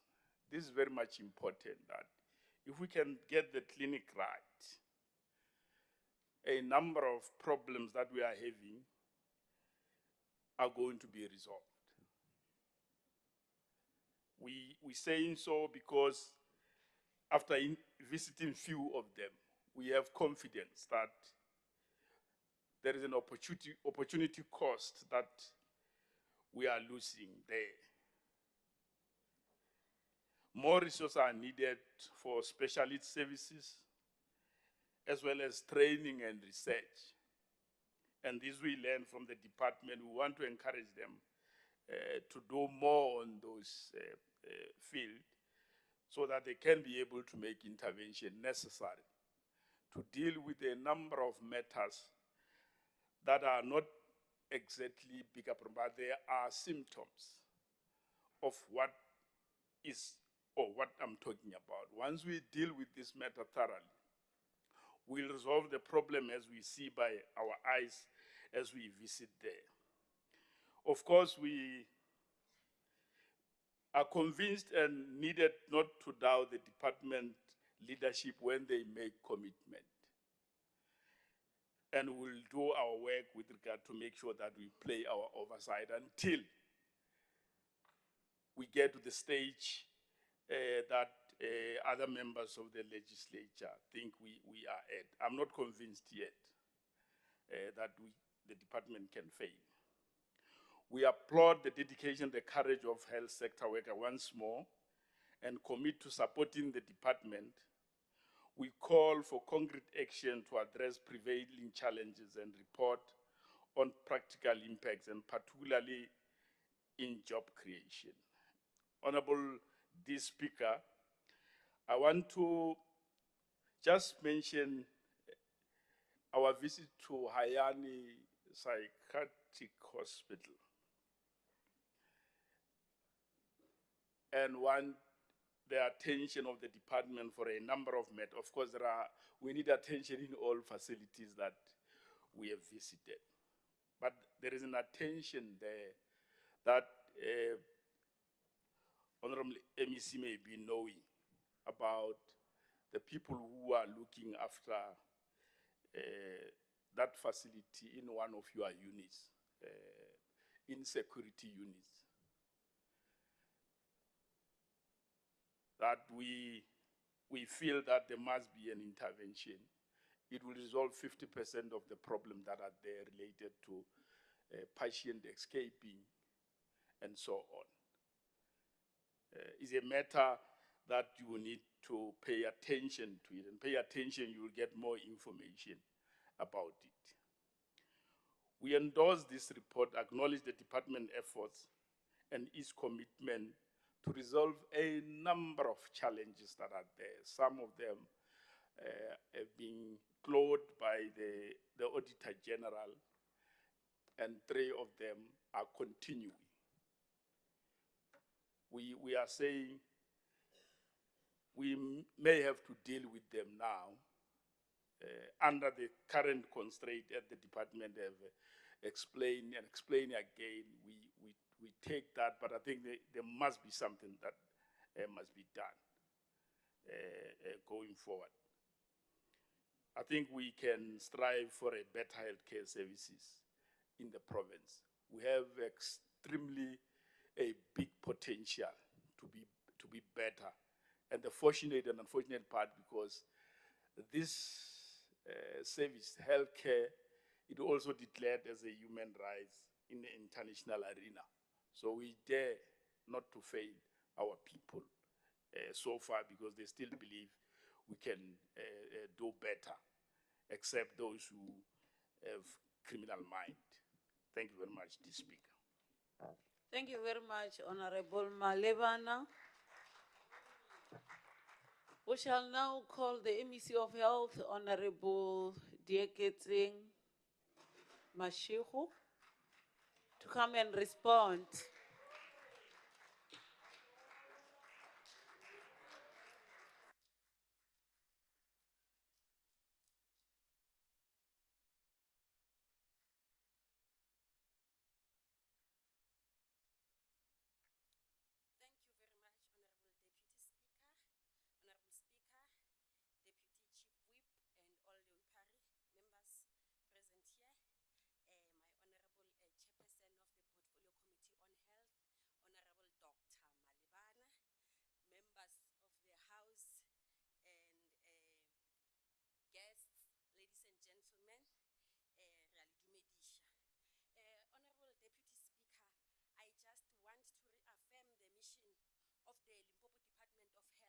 which is to provide quality, accessible, and equitable healthcare services to the people of Limpopo, guided by the principles of Batupele and the values of the South African Public Service. Honorable Speaker, one of the most important strategic objectives is to improve access to the healthcare services, especially for the vulnerable and the marginalized population. That is why we are working very hard day and night to strengthen our primary healthcare facilities to ensure that the quality healthcare services that we are talking about is actually seen and it is realized, and our people start enjoying using our facilities. Honorable Deputy Speaker, I want to speak on the issue of the shortage of staff, which is a thorn in our department. We are acknowledging that, we have noted that, but we are working to ensure that indeed all the attritions that are in that department are being filled. If you can check on all our platforms where we are communicating, our website, our social media pages, you'd see that we are constantly releasing circulars where we are advertising for people to come and apply so that we can appoint people to come and assist in the strategic positions that were left because of people who have resigned or those who have retired. And we are doing that to ensure that indeed when we are saying we are strengthening our facilities, we are not just talking, but we are actually assisting our staff members in all the facilities to have the human resource that they need to give the quality services that we want our people to enjoy in our facilities. The issue of AG findings were addressed, and 90% of the findings on the audit action plan have been implemented, and that is why in the subsequent year, the department received an unqualified audit opinion, and this will be maintained going forward until clean audit outcome is realized. We are very much committed to ensuring that indeed, when it comes to the Chalete Arena, we ensure that everything is clear and our people are confident in what is happening in the Limpopo Department of Health. Honorable the Deputy Speaker, the issue of ideal clinic status, if you can check our reports, we are improving because our facilities are improving constantly, ensuring that all our clinics are user-friendly and that the required medicine in our facilities is there. And I am here to ensure the members of the House, even the people of Limpopo, that here in Limpopo, we don't have a challenge of medicine shortages. We've got medicine, and we are also grateful for the budget that we have had now in the budget adjustment, that we will ensure, we will continue ensuring that we do not have shortage of medicine within our facilities in Limpopo. And Honorable Henry Moss here, awa ke le kwele morena ge le bolela ke lekile ka matla gore ke le kwešiše gore le reng eupša le nna ke a tshepiša gore ka nnete bjale ka mo go lekgotla phetiši wa lefapha tša maphelo mo Limpopo re tla dira ka matla gore re tšwela pele go thuša maokelo a rena ka moka gore a kgone go thuša batho ba rena gore ba hwetše ditirelo tše ba di hlokang ka lerato ebile le ka tlhompho. And I also want to say to honorable members in the red that indeed, as the department, we are working very well with the portfolio committee, which are indeed assisting us with the oversight work that they are doing. And all the reports that they require from us, we ensure that we submit the reports so that they can be able to continue doing their oversight work, which in return assists us as the department. We want to take this opportunity, Honorable Deputy Speaker, to assure the House that we will continue ensuring that all our facilities are certified with the Office of the Health Standard Compliance, while we are assuring that we prepare ourselves for the NHI. As I have said before, I am saying it now, that NHI will be implemented and Limpopo will be one of the first provinces that are ready for the implementation of NHI. We are committed to giving quality healthcare services to our people, and as the department, we want to thank our portfolio committee for assisting us, and also the honorable members in this House, because we know that when we talk about health, it needs all of us to work together to ensure that we improve the state of our facilities, and together we will surely do more. Thank you very much, Honorable Deputy Speaker. Thank you very much, Honorable MEC Mashiro. We shall now proceed to consideration and adoption of the following reports of the Portfolio Committee on Education. I shall now call the committee chairperson, Honorable Kakareng Rakwali.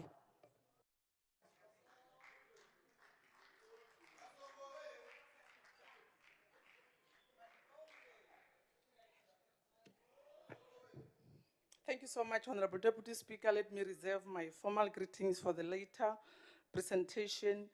I hereby, Honorable Deputy Speaker, present to the House for consideration adoption the 2023-2024 second quarter report of the Department of Education.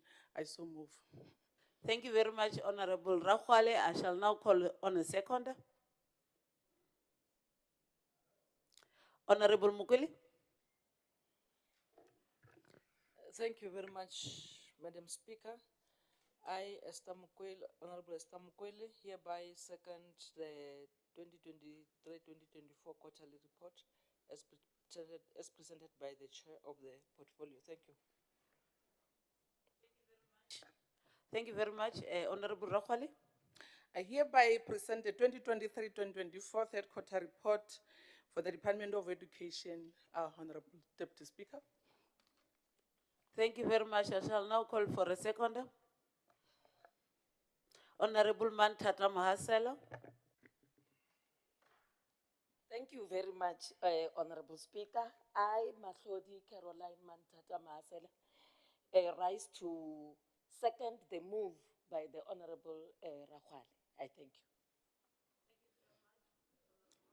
Lastly, Honorable Deputy Speaker, let me present to the House 2023-2024 fourth quarter report of the Department of Education. I so move. Thank you very much. Any seconder? I shall now call Honorable Metle.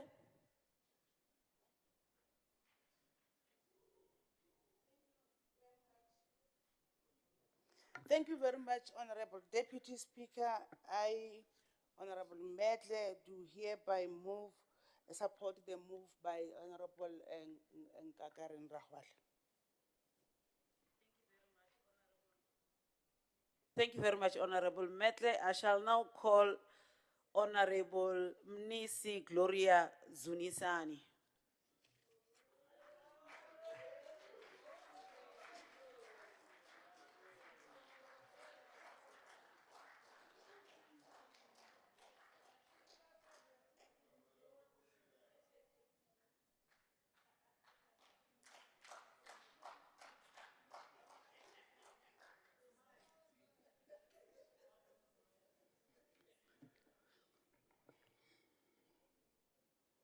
Thank you, Honorable Deputy Speaker. I'm smiling, Honorable Ngoven. Allow me to greet Honorable Speaker Makoma Grace Makurupeche, the Deputy Chief Whip of the Legislature, Deputy Chairperson of Committees, Honorable members of the Executive present here, Honorable members of the Legislature, and our guests, special guests. Abshen. Madam Speaker, I am grateful for this opportunity afforded to me and your valuable time allowed for me kunita nitapfula xitikisi kanjekisano wa namuntlha ehenhla ka timhaka ta dyondzo ta Limpopo province, and as such I feel I am at work. Mfumo lowu rhangeriweke hi vandla ra African National Congress wa tshemba na ku pfumela leswaku mfumo wu ri woxe a hi wona wu fanelaka ku endla vuphakeri bya tidyondzo ka swiyimo swo hambanahambana. Dyondzo i mhaka ya vaaki hinkwavo lava fanelaka ku nghenelela. Hikwalaho Aristotle a vurile ako, the primary education takes place at home, which means parents have a very critical role to play. Miganga leyi humaka ka yona hinkwayo na ti-organization to hambanahambana va fanele va hlayisa ti-system ta dyondzo. Swi na nkoka swinene leswaku hi swi tiva ku ri dyondzo i xitlhangu xa vutomi. Leswi hi swona swi nga endla John Dewey aku, open quote, education is not preparation for life, education is life itself. So if you deprive children of their opportunity to learn, whether by underspending the budget or poor security in learning environment or absence of teaching and learning in a classroom, you have deprived the children of their meaningful life. The Portfolio Committee on Education, in its endeavor to carry out the constitutional mandate, has successfully met and engaged with the department, and the following were the observation and consideration by the portfolio for the quarters under review. The department has been allocated a total budget of 38.188 billion in 2023-24 financial year. And during the adjustment budget, it went a bit up to 39.136 billion. And this it consists of equitable share, a conditional grant, and own revenue. This constitutes an increase of 4.8% from the main appropriation budget of 38.445 billion in 2022-2023. Madam Deputy Speaker, the department has in the first quarter reported that all the 3,655 public schools use South African School Administration System, in short it's called SASAMS, to electronically provide data or make use of any alternative. In the quarters under review, the target was to have 3,669 schools using SASAMS. This target was, however, not achieved. It fell short by 14 schools. This is caused by the department's decision to provisionally close 14 schools as part of the school rationalization program. The department had allocated just above 2 billion or 5.3% of the total budget to this program, and has since spent 1 billion, which is 50.5%, and 1 billion, which is 49.5%, remain unspent. Madam Speaker, Department of Education will continually need male and female patriots in all its ranks. It has to achieve its fundamental goals and objectives, which among others is quality education and sustainable development. All our children and all our educators in the schooling system, they equally matter. Therefore, radical educational transformation will be the most outstanding characteristics of our programs in this administrative term, starting in the centerpiece of education, the classroom, where teachers not only deliver the content, but also interpret policy. When we look at independent schools, Madam Speaker, the department has reported that 100% of the registered independent schools have qualified to receive subsidies, and the department has spent 35 million of the allocated budget for the year under review. It will be disheartening if the amount was spent, but there was no monitoring. The department was able to monitor and exceed the target in the first quarter. The committee welcomed the steady job done by the department in some quarters in achieving the set target of number of schools visited, and it worth applause, as we all know that ultimate goal of monitoring is not to spy, but to perfect the task of teaching and learning as well as proper financial management. However, the committee has noted that the department was failing to monitor the qualifications of teachers in independent schools, which is a serious concern to the portfolio committee. Furthermore, Q3 report shows that the department was not able to visit all schools as planned, and the reason being the restrictions that came with austerity measures. The only schools that were monitored amount to 8, which constitute 6.7%. And this is underperformance. Underperformance, it's hard to justify and will remain undesirable.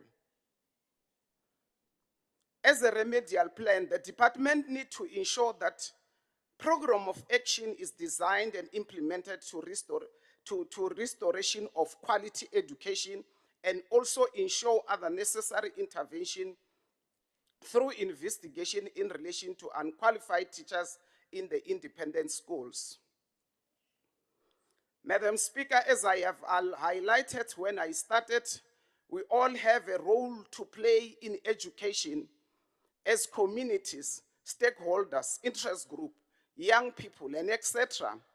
Examples include graduate assisting dysfunctional schools, corporate social investment, supporting food gardens, and encouraging young generation to choose teaching as their profession.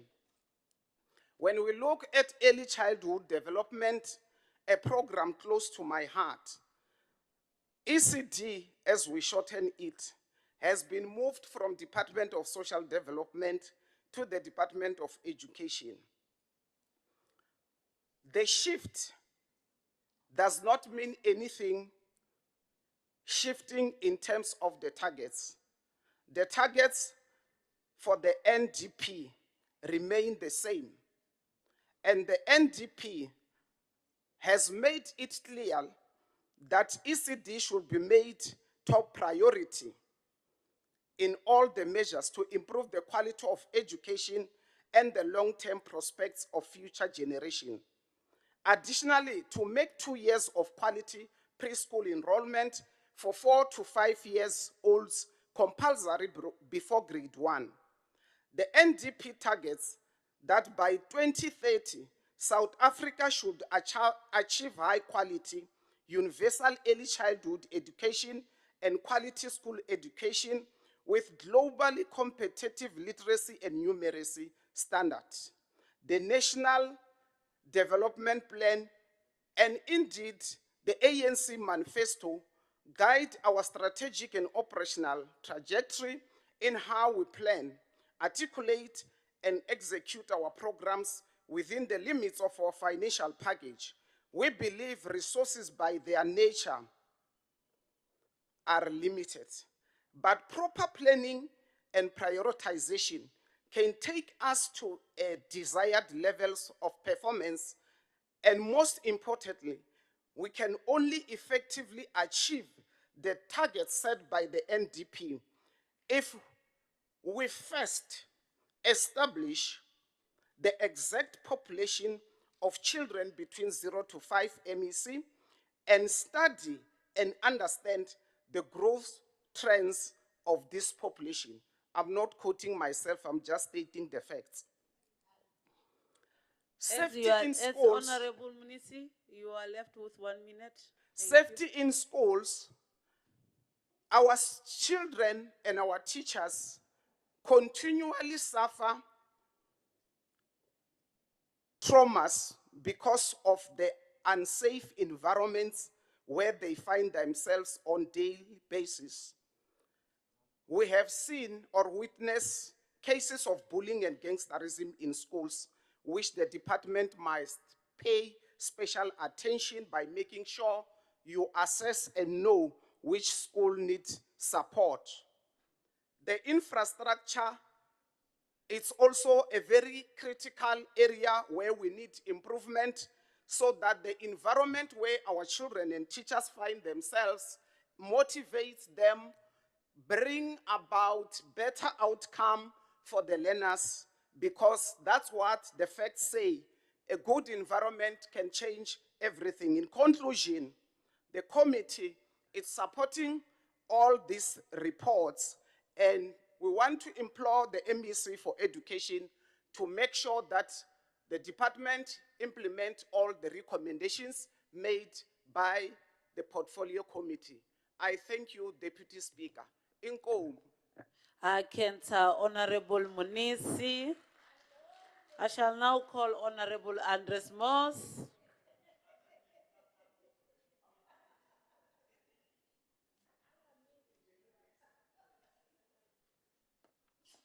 Thank you, Honorable Speaker, esteemed members of the Executive Council, leader of the opposition parties, and members of this House and guests. The department's insufficient oversight of the qualifications of educators in independent schools has been noted, leading to serious concerns about the quality of education offered to students. This lack of adequate supervision suggests that some educators may lack essential credentials, training, or experience required to teach their subjects effectively. Consequently, the situation could result in inconsistencies in educational standards, potentially depriving students of the foundational knowledge of skills necessary for their academic success and future opportunities. A solid education foundation is essential not only for excelling in higher education, but also for equipping students with critical thinking, problem solving, and analytical skills needed in the workforce. Without proper guidance and instruction from qualified educators, students may find themselves ill-prepared for future academic challenges or career opportunities. Honorable Speaker, Limpopo is home for two of the lowest performing schools in the country, namely Sekukuni Maritimani and Mogomo Matlala. It is imperative for the department to evaluate the underlying issues contributing to their underperformance. Addressing the challenges faced by the two schools is crucial, not only for the students attending these schools, but also for the overall development of the Limpopo province and the nation as a whole. By focusing on the improving educational quality in these institutions, there is potential for positive change that can uplift entire communities and contribute to breaking the cycle of poverty. The report indicates that the department was unable to conduct visits to all of the schools as initially intended, attributing to the shortfall to travel restrictions imposed by austerity measures and the assignment of district officials to oversee examinations. During the third quarter, monitoring was conducted in only 8 schools, representing 6.7% of the targeted 25%. This shortfall raises concerns about the effectiveness of oversight and support for schools during a critical period, as the lack of visits may hinder the department's ability to identify and address issues within the educational system. This could ultimately lead to the decline in the quality of education provided to students, as well as a lack of necessary interventions that could help schools improve their performances and outcomes. I thank you, Honorable Speaker. Thank you very much, Honorable Andres Moss. I shall now call Honorable Jacob versus Small.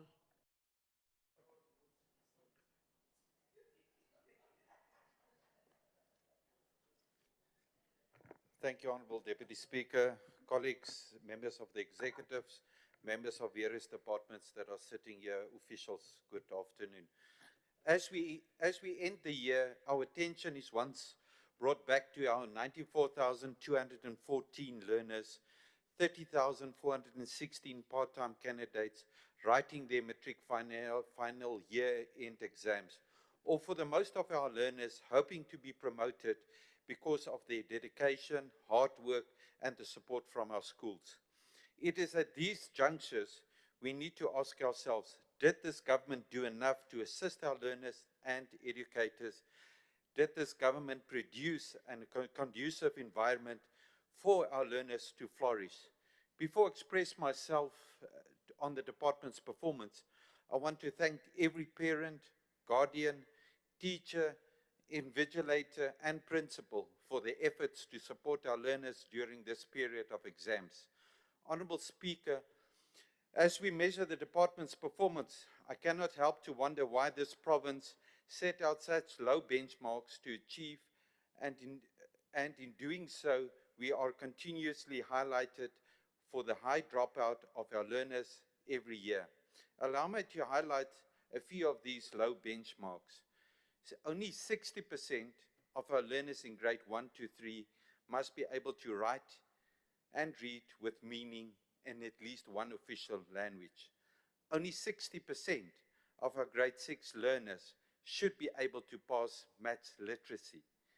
Only 40% of our grade 9 learners should be able to pass maths literacy, expecting that only 20 of those percent of learners will already fall away from the system. Only 55% of our grade 6 English and 45% of our grade 9 already anticipating a 10% dropout. One of the great barriers to not being able to read is to access to libraries. From the 3,649 schools in our province, only 314 have libraries, of which only 108 schools are stocked with books.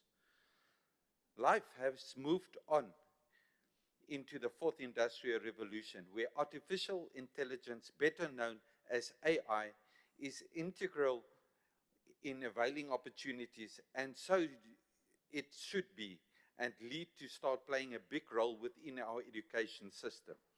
Therefore, the DA will not and cannot accept that only 147 schools have internet connectivity for teaching and learning. Technology is available. STEM education has assisted many African countries to gain access to coding, robotics, problem solving, and critical thinking, which empower the generation for a better future and a better tomorrow. All we need is the political will, and we can connect our schools through satellite internet systems within a short period of time. And in doing so, we will be providing a better tomorrow for our learners. Honorable Speakers, our educator-learner ratio should be one teacher for every 33 pupils. Why is it that we still have schools such as Kwabungu Secondary School, where our grade 8 and 10 learners are being taught under trees?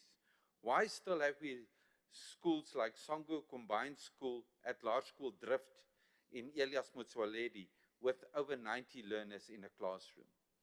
Vandalism has cost millions of rands of damages to government infrastructure, especially when unused. For years, the Democratic Alliance has advocated for that urgent action that should be taken when schools are left abandoned due to amalgamations. We call on the department to enter into agreement with the Department of Public Works to transfer these schools to NPOs, NGOs, and ECD centers.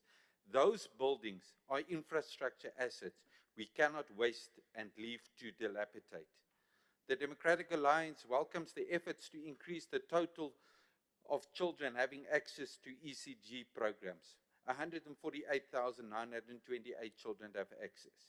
With a recent bilharzia outbreak around Sanin that affected how schools store and receive water, we call on the department, together with local authorities, to institute regular inspections as to improve the quality of drinking water at our schools.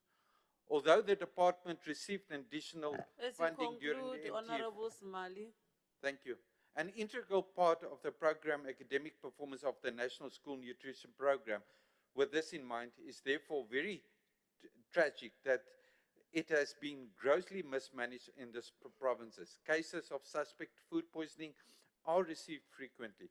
Besides cases of suspect food poisoning, there have been also other issues around the department's poor management of this program, and such as the delivery of substandard food products, poor storage conditions of the food, theft food items by criminals, and the late of non-delivery of food service providers.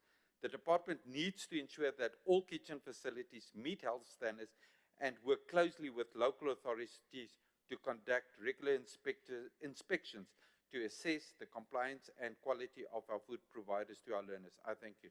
Thank you, Honorable Deputy Speaker. Thank you so much, Honorable Smali. Can I now call Honorable Molapo Samuel? He is not in, and none of their church is here. One of their church members is here. I shall now call upon Honorable Rakwale Christine Nkakare.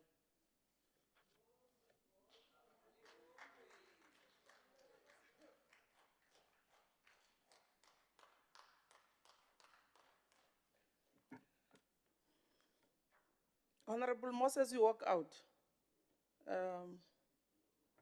As we welcome you, I'm sure you know you haven't participated in the portfolio committee of the Department of Education, as far as I'm concerned. So I'm sure MEC, it will be a choice to respond to him or not, because he depended much on the report, not on his contributions.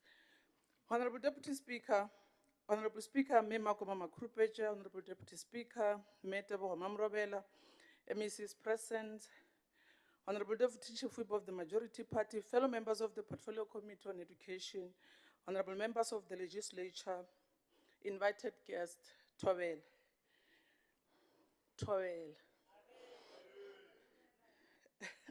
Thank you, Honorable Speaker. I can hear your voice more than all others.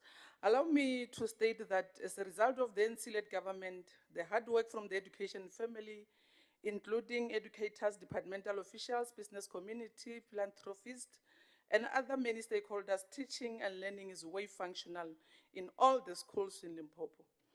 To quote Malcolm X as an open quote, education is the passport to the future, for tomorrow belongs to who prepared for it today, close quote. The committee found that the department is much alive, hence is focusing on the implementation of the targeted plan, particularly on upping pass percentage rate in most schools. With regard to administration, the department has allocated 2.27 billion or 5.3% of the total annual budget of this program and has since spent 1.5 billion, which culminates to 73.9. Hence, 9.4 million, which is 26.1, remains balance. On public ordinary schools, it's an open secret that public education is thus important because it gives a fair platform for all to learn, irrespective of class or financial status. It is also an avenue through which people learn the basic skills they will use to work for the rest of their lives. This program received the highest share of the total departmental budget at 31.4 billion, or 83.8%, and has at the end of the quarter under review spent 24.4 billion, or 75.9%, with 7.7 billion, which is 24.1% as a remaining balance numbers. It should be noted, however, that all the total number of 7 SOIs are due for reporting in Q4 of the 2023-2024 financial year. And the committee found that 2 worst performing schools in the country are from our province, under Sikukune, which is Maditame and Mohoma Matlala, and inquired about the kind of support the department was providing to these schools to improve their performance. Examination and education-related services, the department has spent 64% of the allocated budget at the end of the second quarter, and the department is commended to be committed on improving the spending of their budget at every public school in this program. The APP of 2023-2024 financial shows that all the standardized output indicators under this program will be reported in the last quarter of the financial. However, the committee recommends that the department must report on the infrastructure projects quarterly. Given that education is a fundamental to the aspirations of the province in relation to growth and development, then the department is encouraged to be determined to give every child equal opportunity to develop their knowledge, skills, and attitudes to make a positive contribution to society. Honorable Deputy Speaker, it is prudent that we acknowledge the Chief Whip of the ANC for his sterling work by organizing lunch with Moshate Wagamadamanyani under Chief Moloto, together with Koloti and Batlaloga circuit principals and HODs, with the goal of motivating them as they enter in the examination period. And I must indicate, Honorable MEC, that I was part of that program, and indeed our teachers felt so much encouraged. And if we were also to adopt the work that was done by the Chief Whip, surely, especially MEC Dieketseng and MEC bus sports, arts and culture, because like I've said, I've indicated that 2 schools that are worst performing in the country are found in your district where you come from. It is important, honorable members, to state that this kind of events carry a heavy responsibility of driving the aspirations of citizens of this province, and it is in line with the recommendation made by Portfolio Committee to strengthen the district management model for the support of schools in curriculum delivery. And I've said the above statement on a positive note so that Honorable Mathe must not make me to fight with both of you. And it further helps in improving stakeholder relationships between the department, unions, and other stakeholders as per NDP 2030. On early childhood development, the department will continue to increase access to early childhood development for poor children. The committee encouraged the special attention for monitoring the registration of early childhood development centers and compliance with norms and standards. On infrastructure, Madam Speaker, education stands at the core as the core of nation's progress, and the quality of education is intricately linked to the infrastructure of educational institutions. As the country strives for excellence in education, it is imperative to recognize the pivotal role that school infrastructure plays in shaping the future of its children. Research consistently indicates a strong correlation between well-developed schools, infrastructure, and academic achievement. Apart from accelerating the construction, maintenance, upgrading, and rehabilitation of new and existing infrastructure, Portfolio Committee welcomed the department's plan to provide schools with water and sanitation and replace schools constructed with appropriate materials such as mud. MEC, one of our staff informed me earlier today that your department did a wonderful job by completing one of historic schools in Butlokwa by the name Haragara Secondary School. But me and my colleagues will have to make a turn there to witness that. So far, I might have to reserve our congratulatory message until we see that, and we'll come back to the House and do proper congratulatory message. Speaker, it has been indicated that disbursement schedule for all payments run have been distributed to all employees on time. Speaker, if you are to play promptly or worse, not playing on time, then you are literally getting less value of the same money. Of course, it's worse if you plan to work with this contractor for more than 1 month or one project. By paying on time every time, you are signaling your interest in maintaining the relationship and building mutual trust. As I drive towards conclusion, as public representatives, we must ensure that our people are not disconnected from the process that will ensure that there is speed in the delivery of basic services to them. The needs of our society have changed immensely since the dawn of democracy, and therefore we must continuously improve our roles as elected representatives, keep up with change. Lastly, I would like to thank and appreciate the contribution made by the Portfolio Committee members of the 7th administration to undertake to carry the baton of good governance and robust oversight. And as we were listening attentively to Honorable Smali, that caucus, I hope, is about how we are going to help us in building the infrastructure, as he kept complaining about the high number or ratio of learners in a class. And if they can also help us to make sure that the Bella Bill is going to be implemented in its totality, surely we'll be able to achieve that number. Honorable Speaker, on behalf of the Portfolio Committee on Education, I hereby move that this report be adopted as a report of this August House. Thank you very much, Honorable Christine Rakwali. I shall now call the MEC of Education, Honorable Mabunguru Ruri Ramakanya Nyamope, to come and do the response.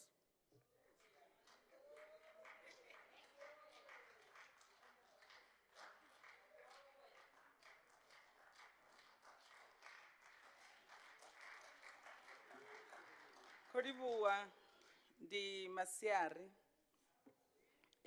Honorable Deputy Speaker, the Honorable Speaker in our House, the Chairperson of the Portfolio Committee, Honorable Rakwale, and the Honorable members of the committee in the House, the Premier, the Leader of Government Business, and my colleagues, Honorable MECs, the Provincial Secretary, the whippery of our House and members of the August House, the acting HOD of both Treasury and the Department of Education. I also greet the HOD of Treasury because we just went up. Thanks so much to the committee for the feedback, and I'm happy that the debates were very scientific, and indeed it shows that the Department of Education and Team Education in Limpopo, they are going to run and be on their toes in this 7th administration. The influence of the doctor, Honorable Chair, the influence of the doctor as a member of the committee can be felt by this debate. We all live in Limpopo, and as the issues are being scientifically presented, you will see that there are other members of the committee that wants to present an aeroplane view or a drone view, which other things that they allude to do not exist, but also they assume it from the aeroplane view. You can assume to say whatever that you want it to be can be seen as is, and it might not be what is existing in Limpopo. I want to take this time and appreciate Honorable Munisi as you debated. And indeed, during our discussion for the budget committee, for the budget, when we were discussing both as all departments and committee and with Treasury, we were requested to bring in new plans to show how we are going to spend the remaining 49.5 budget that you spoke about. And we have indeed submitted to say on the 4th quarter, we should be able to cover some of the items that were left behind. And I fully agree with you, as we work, let's not leave anyone behind. Honorable Moss, we have acknowledged, as the members of the portfolio committee were indicating, that we need to note and work on monitoring the private school, and we want to assure you that we are aware that it is our responsibility to protect the learners and the parents from being scammed. We see that there are private schools that the honorable members of the portfolio committee were referring to that we have not sufficiently monitored, and we might have teachers that are not qualified. Honorable Smalley, we want to also say our grade 12 exams are going on very, very well, and will continue to make sure that we protect the interest of the learners. The program for making sure that we intensify and address the non-literacy in our communities will continue. The program of making sure that our grade 1 to grade 5 for reading for meaning will continue, but the emphasis has been put on using the mother tongue language as part of the language that should be used to address the non-literacy. And we want to welcome and thank the President for the Bella Bill Act, because the Bella Bill is critical in terms of protecting the mother tongue, and it is also critical in terms of opening the doors of all the schools in our province, so that then we can be able to deal with the learner ratio that you are talking about. The Bella Act is here and is going to empower the Department of Education to work beyond the SGB leadership that says, this is my school. Because when we open the doors, it means the learners will not be in one school, but will be spread evenly amongst all the schools. And Honorable Chair Rakwale, we want to assure you that we are going to give what we call the whole school support to the non-performing schools. And I just want to say to my honorable MECs, you should not really take it light, because the chairperson comes from the best performing district. So when she says let's co-opt the schools, is because her district is the best performing. So when my colleagues, MECs, adopt these schools, the seventh administration will shine. And we are saying the whole school approach speaks about giving support to both the educators and the learners. And with that, we take into consideration the programs of the wellness which needs to be given to the teachers to make sure that in curriculum performance, they are able to be given support. But we also have a program where we have got curriculum specialists that goes and assist teachers in planning and executing their own subjects that they are teaching, and will do that approach in the schools that are really not performing. And we want to assure you, Chair, that the analysis of the status of the infrastructure in our province keeps on being updated, and we can report that the new schools that you'll be visiting should have proper kitchens, and also the new boards that we are putting in our schools are going to be interactive to enhance our e-learning. So the minute we have got a new school, but we are also going to embark on the program of making sure that our schools have got new boards that are interactive to enhance our own learning. We believe as team education in Limpopo that prevention is better than cure. And we want to call upon all the honorable members, the parents, the community members to play your part on the safety of our learners. And Honorable Chair and Honorable Deputy Speaker, allow me to also indicate that the Department of Education has just passed a phase where other members of the House did speak about poisoning of the learners. And in that, as a department, we did prevention is better than cure by issuing out a circular on the 25th of October 2024, cautioning all the schools following the widespread reports of food poisoning. Learner safety and continuous learning and teaching remains a key priority to the department. We temporarily banned the sale of food to all the schools in the wake of spike of food poisoning incidents. And we are excited as Limpopo, being led by our Premier, Dr. Popira Matuba, that even Gauteng, Free State, Mpumalanga, Northwest has followed suit on what we did before we could have our learners dying in our hands. Even Western Cape, yes, they followed suit on how we prevented the death in our schools. Actually, yes, yesterday in the MINMEC we were discussing about it.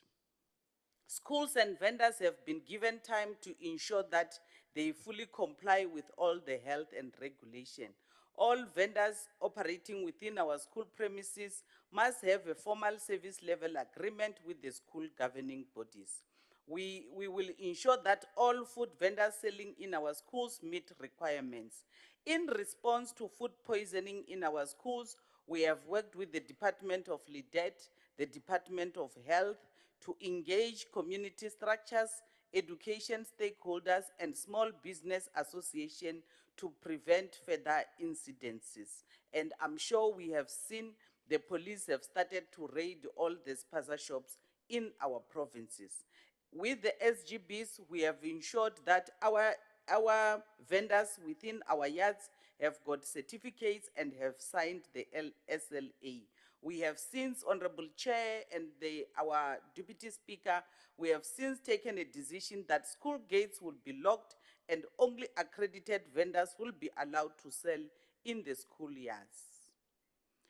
And on the 14th of November 2024, I went to Tsepu Senior Secondary School to monitor return of the vendors. As we speak, we have opened for the vendors to come back within our school yards. And with that, we are making sure that the economy continues after we have safeguarded the safety of our own children. There was a false alarm created, and I'm happy because the advocate himself, as he debated the report of Department of Health, have cleared the issue of the Zumeri Primary School to say even the 11 learners that were there have all since been discharged from the hospital. Honorable Deputy Speaker will remain vigilant and continue to urge all our stakeholders, parents and guardians to take keen interest on what their children consumes. As Team Education Limpopo, we are about to wrap our 2024 National Senior Certificate Examination. We can confirm that it is all going on well. Honorable Chair of the Portfolio Committee, we have noted that there were other frequently asked questions that came. It was on the issues of the eradication and demolition of pit latrines. We can say now 8 schools are still in construction. On the school safety, we have ensured that we are preparing that as we start our year in January, our schools should be ready on safety issues. We have also dealt with the issues of learner placement for 2025, where all the parents that did not get letters, positive letters, we have advised them to go to the circuit, and the circuit have started with the placement of the letters. And we want to also confirm, Honorable Chair of the Portfolio Committee and the Deputy Speaker, that as we rise, there were other parents and other schools that had matric camps, and they have all gone on well. We had had a storm not so long, and we have got schools that were damaged. We have since, with the Department of COCTA, submitted our report to the disaster. The categorization of the province have already been signed off by the Premier, and as we speak, we are working closely with the Department of COCTA under their disaster unit. And we want to say, in all the issues that you have raised, we take counseling on the leadership that is being provided by the committee, and we want to thank the August House for the support. Thank you so much, Honorable Deputy Speaker. Thank you very much, Honorable MEC Nyamope Ramakhanya Rururi. Can I now call the Honorable Tobere Chibase for consideration and adoption of the following reports of the Oversight Mechanism Committee? The Chairperson, Honorable Mitiaba Tobere Chibase.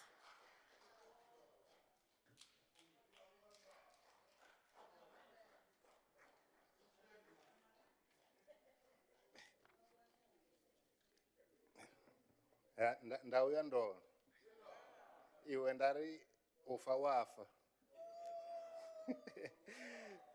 Honorable Speaker, I rise to table and consideration and adoption of the 2023-2024 second quarter report.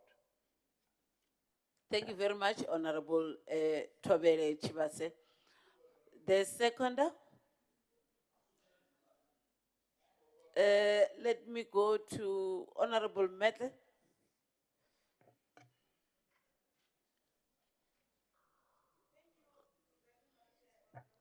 Deputy Chairperson, I, Honorable Matric, do hereby second the report as presented by the Chairperson.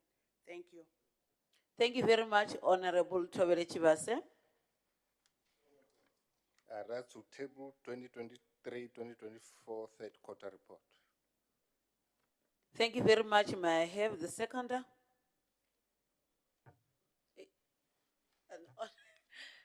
You may come. Not Honorable Mahaselena Tata, now you may rest. Thank you very much, Deputy Speaker. I, Honorable Shai, second the consideration and adoption of the 2023-2024 third quarter as presented by Oversight Mechanism Committee Chair. Thank you. Thank you very much, Honorable Shai. I shall now call Honorable Siranero Tumelo Sivopela.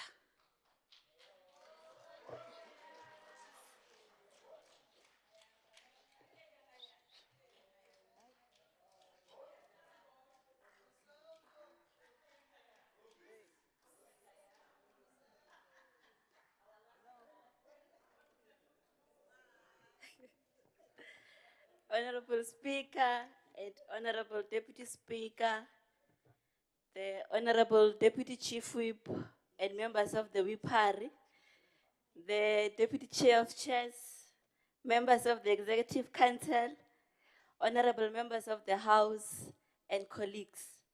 It is indeed an honor and privilege for me to be afforded this opportune moment to address this esteemed House as we deliberate on and consider the adoption of the second and the third quarter reports of the Oversight Mechanism Committee. This debate is not only a reflection of our commitment to accountability and transparency, but also a demonstration of the trust that is bestowed upon this legislature to act in the best interests of the people of Limpopo. Allow me to take this moment to greet the House and say, as Amilcar Cabral says, we shall tell no lies. We must present an honest and objective account of the performance of the Limpopo legislature, providing a comprehensive view of its achievements as well as the areas where we have fallen short. In doing so, we shall claim no easy victories. For the task of governance is both challenging and deeply significant, requiring continuous effort and dedication. Madam Honorable Deputy Speaker, it is the Oversight Mechanism Committee that has been endowed with the responsibility to hold the legislature accountable. An effective oversight ensures good governance. The governing party in Limpopo, the African National Congress, had promised the people of this province the 6 priorities, of which must not only be delivered to, but we must be seen to be delivering to these priorities. The Limpopo legislature must provide robust support to members of the Executive Council who are also members of this legislature in their different departments to successfully deliver on these 6 priorities. And like President Ramaphosa has emphasized, and I quote, we will focus on the 6 priorities that are critical to speeding up transformation and improving the lives of the people. Our jobs plan, building our industries to ensure an inclusive economy, tackling the high cost of living, investing in people, defending democracy, and advancing freedom, and building a better Africa and world. And I close quote. These priorities are crucial not only for the transformation of our society, but also for sustainable development and improving the quality of life for the people of Limpopo. Madam Deputy Speaker, the Limpopo legislature operates under 3 clear programs, and the first one is administration. 2, facilities for members and political parties, and 3, parliamentary services. In the second quarter, the legislature had set targets for 53 indicators, achieving 40 of them, resulting in a 75% achievement.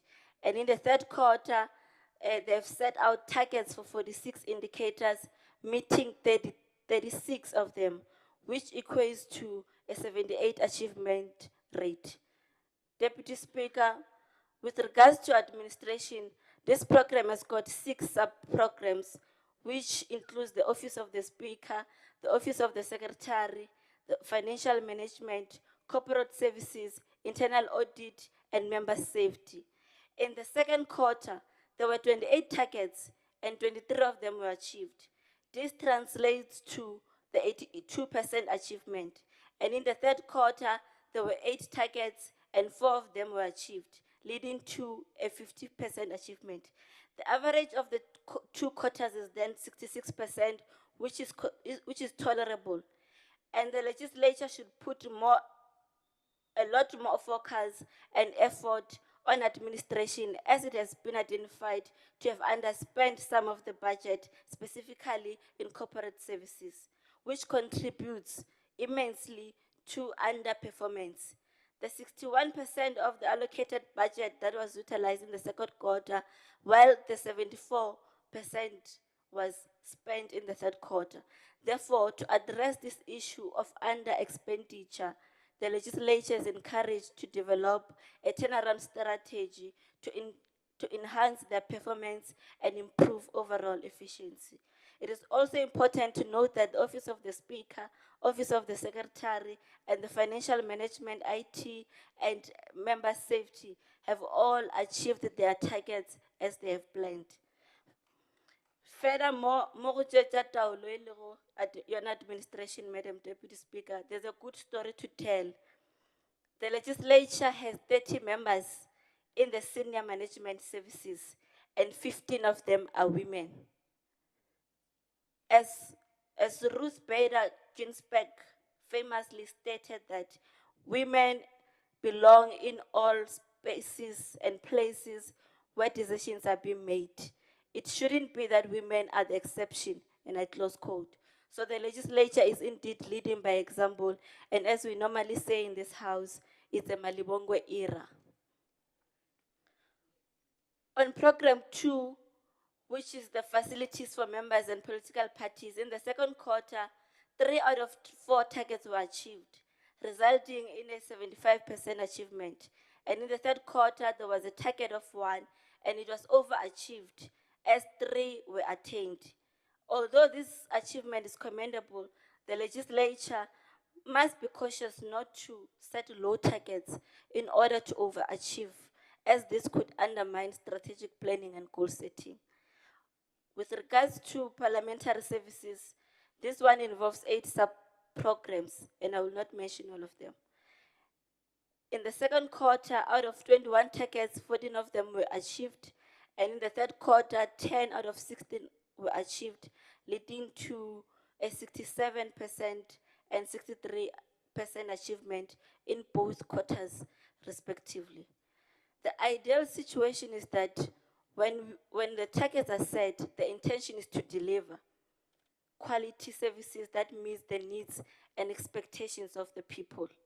These targets should be realistic and measurable. Achieving these targets consistently with the aim of reaching 100% each and every quarter reflects a commitment to excellence and accountability and the efficient use of resources. When the budget is allocated, Madam Deputy Speaker, it must be spent as it serves as a tool to enable the implementation of the planned programs and initiatives.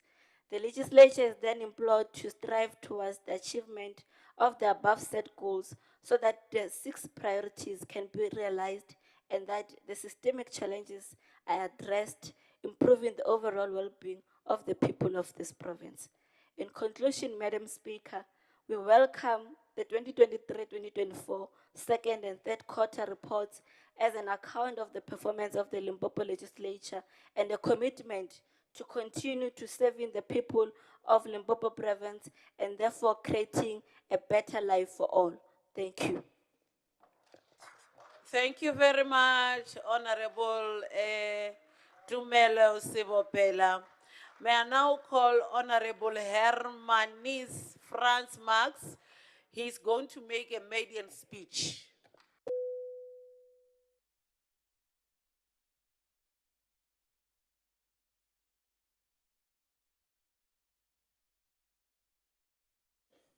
Honorable Deputy Speaker, honorable members, and honorable doctors. Ki ituta sepedi, ki bulela sepedi ki minyan. Honorable Speaker, I do not intend to butcher the language. I do, however, commit that by the end of this term, I'll properly try and fluently debate in an African language. Honorable Speaker, it's an absolute privilege to be able to deliver my maiden speech in this August House. Honorable Speaker, while the opposition bench's main focus must be the execution of robust and transparent oversight over the executive, we need to remind ourselves, why are we here? Our purpose is for the public to serve and protect and uphold our democracy with integrity. Honorable Speaker, you have noted that the year 2024 is notable for a large number of elections being held worldwide, with no less than 100 elections being held. Therefore, 2024 was not just an election year, it was perhaps the election year. It's no secret that all over the world, democracy is under attack by radicalism, populism, and nationalism. These evil fears were also instilled in the minds of South African citizens prior to our own 2024 local government general elections. But as the 2024 elections has shown, the political landscape in South Africa is changing at an enormous pace. And we now have, for the first time in the history of our small democracy, a government of national unity, which ensures a broad representation and a solid mandate to govern the country, contributing to higher levels of transparency and accountability. Honourable Speaker, it's against this background that I was saddened when I perused the second court report, and it struck me that a performance report paints a concerning picture of underachievement and missed opportunities by this House. The report shows that the legislature underspent its budget by a significant margin, realizing only 61%.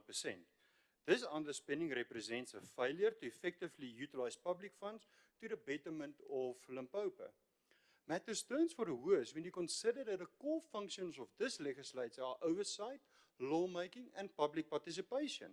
It's therefore incomprehensible that only 50% of the projected spending was on these core functions of our legislature. Yes, Honourable Speaker, when one considers the third quarter report, we do see areas of improvements, but concerns remain around budget spending and achieving key targets. It is therefore crucial for the legislature to listen to the recommendations of the committee when advised that the legislature must, in the following financial year, prioritize all the targets that were not achieved in the previous financial year. But as articulated at the onset, all is not bad. It is pleasing to note that there were many targets across different programs that were achieved and even exceeded in the third quarter. For instance, no less than 25 bills were brought forth and analyzed, thereby exceeding the target of only 4 bills by far. Perhaps, Honourable Speaker, considering the fact that the legislature has now proven that it's possible to analyze 25 bills, maybe this target must be reconsidered for the benefit of our people. Honourable Speaker, in conclusion, Gordon Hinckley once said, "You can't build a great building on a weak foundation." It is therefore a duty of each and every member of this House to ensure that we boost the foundation of the Limpopo province by empowering this legislature with the necessary tools and resources. In conclusion, Honourable Speaker, the Democratic Alliance applauds everyone involved in ensuring the achievement and overachievements of some of the targets, but we implore on them to ensure that we do not only meet our outstanding targets, but ensure that we also exceed them. Thank you. Honourable Thank Speaker, you, Honourable Marx. before I leave the bench, Speaker, and that's something that the whip should have raised, when a maiden speech, and you can look at Rule 562, then the members on the right should rise and give me a hand of applause. Just to let me feel welcome, Speaker. Don't worry, they will rise next time.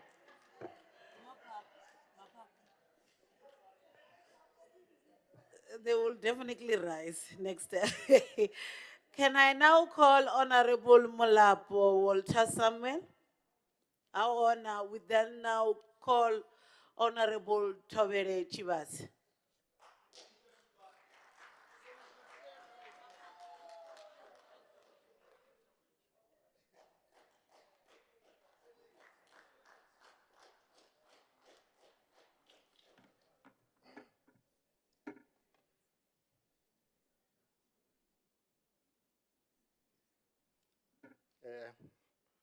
Honorable Speaker, Honorable Deputy Chief Whip, members of the WIPARI, members of the Executive Council, honorable member of the Augusta House, ladies and gentlemen, comrades and friends. Indeed, I indeed feel honored and privileged to be afforded this opportunity to address this august House when we are considering and adopting the second and third quarter reports of the Oversight Mechanism Committee. I want to take this opportunity to greet this august house and indicate that through the manifesto of the ruling party in Limpopo province, the African National Congress, we entered into a contract with the people of this province that we will deliver on the 6 priorities as contracted with them. Through the legislature, the people of Limpopo province are entitled to all the promises made when the President Ramaphosa said, we will focus on 6 priorities that are critical to speeding up transformation and improving the lives of the people. Our JOS plan, building our industries to include an inclusive economy, tackling the high cost of living, investing in people, defending democracy, and advancing freedom, and building a better Africa and the world. Honorable Speaker, there is a saying in Chivenda which says, Shango lasha yathovera ndimulanga. Shango lasha yathovera ndimulanga. It is precisely because of this ancient and rich saying that the Oversight Mechanism Committee has been endowed with the responsibility to hold the legislature accountable. Maybe members, you understand what I've said. Shangola Shayatrovera Ndumla. Yes. Okay. Thank you very much. Honorable Speaker, let me indicate that the Oversight Mechanism Committee has been assigned the responsibility to oversee the provincial legislature, and the committee has had the meeting with the provincial legislature, and engagements on both quarter 2 and 3 reports were successfully concluded. The Oversight Mechanism Committee has received and welcomed the briefing on the 2 quarter reports of the provincial legislature. Honorable Speaker, it should be noted that the legislature had been allocated over 492 million, and by the end of quarter 2 had spent over 300 million of the total budget allocation for the financial year 2023-2024. However, the legislature got a budget adjustment of 43,795 million, which is around 8%, which increased its budget to over 536 million. And by the end of quarter 3, the legislature had spent over 394 million, which is equivalent to 74% of the total adjusted budget of 2023-2024 financial year. This, Honorable Speaker, serves as an indication that the legislature will effectively spend the budget by the end of the financial year 2023-2024.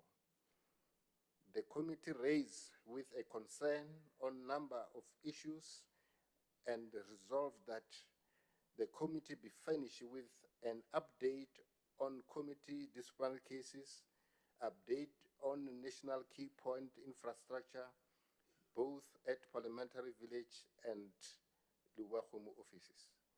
Committee support staff be capacitated, improve network connectively, as well as the quality of content on all digital platforms, and that fair recruitment practice be implemented. The committee is pleased to report that the legislature committed to ensure that all concern as raised by the committee will be attended to, and a presentation on the status quo be made available to the committee, and that was done. Honorable Speaker, the committee further noted that during the quarter under review, the legislature received more NCOP Section 76 bills that planned, and more Commonwealth Parliamentary Association events took place than planned. Despite the increase in CPA events, the performance achievement of legislature was still within annual planned targets.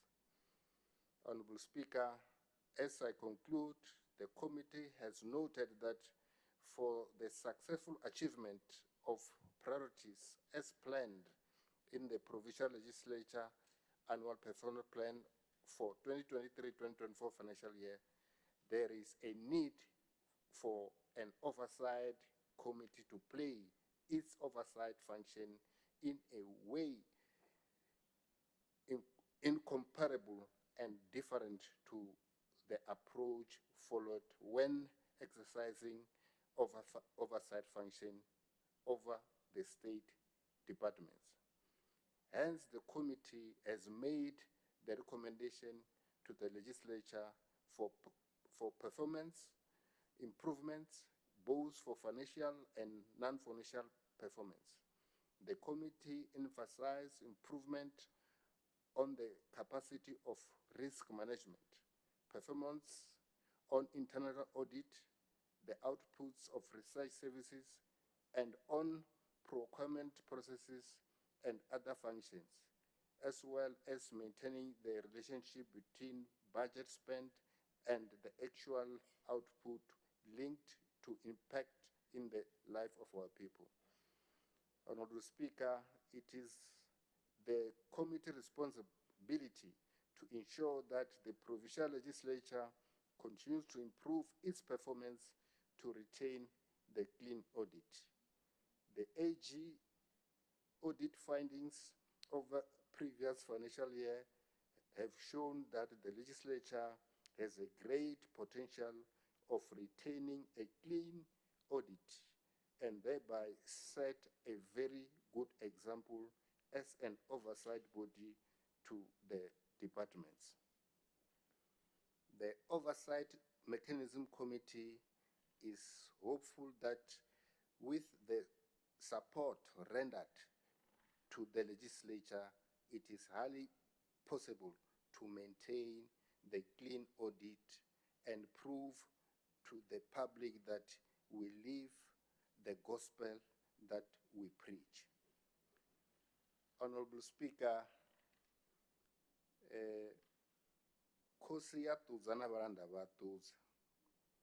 we will not do that as the Portfolio Committee on Oversight Mechanism. Thank you very much. Thank you very much. Ndingo munewanga shangola shatovere ndimrandu. I shall now call on the Honorable Speaker, Honorable Makoma Makurupeche, to respond to the debate made by honorable members.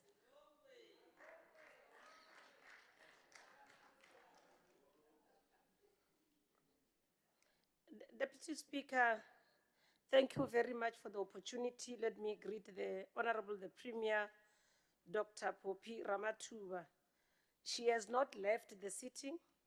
She was logging in. She's just here on the office. She had to log in where the Parliament needed her to log into the meeting. So she didn't leave the sitting. And let me greet all the members of the Executive Council. And today, I must just greet Honorable Mawai for selfish reasons.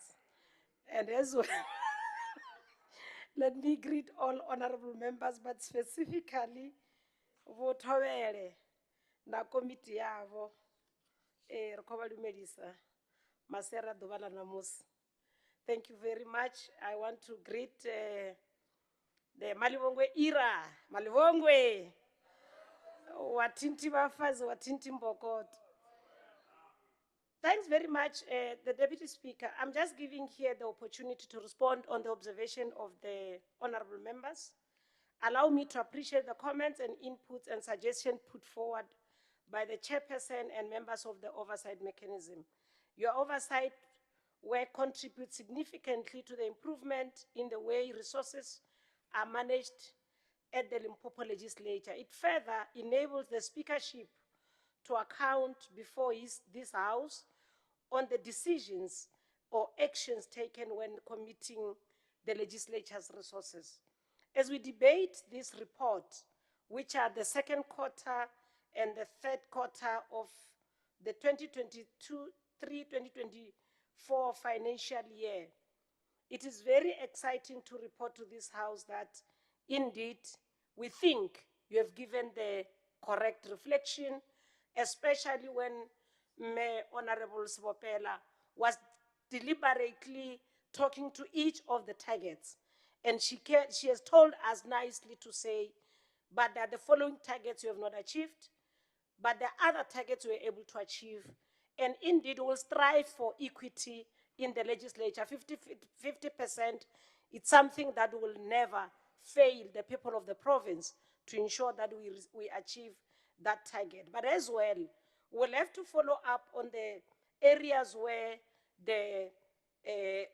in terms of the programs, they have not performed well. I will not justify the reason why certain programs have not performed well.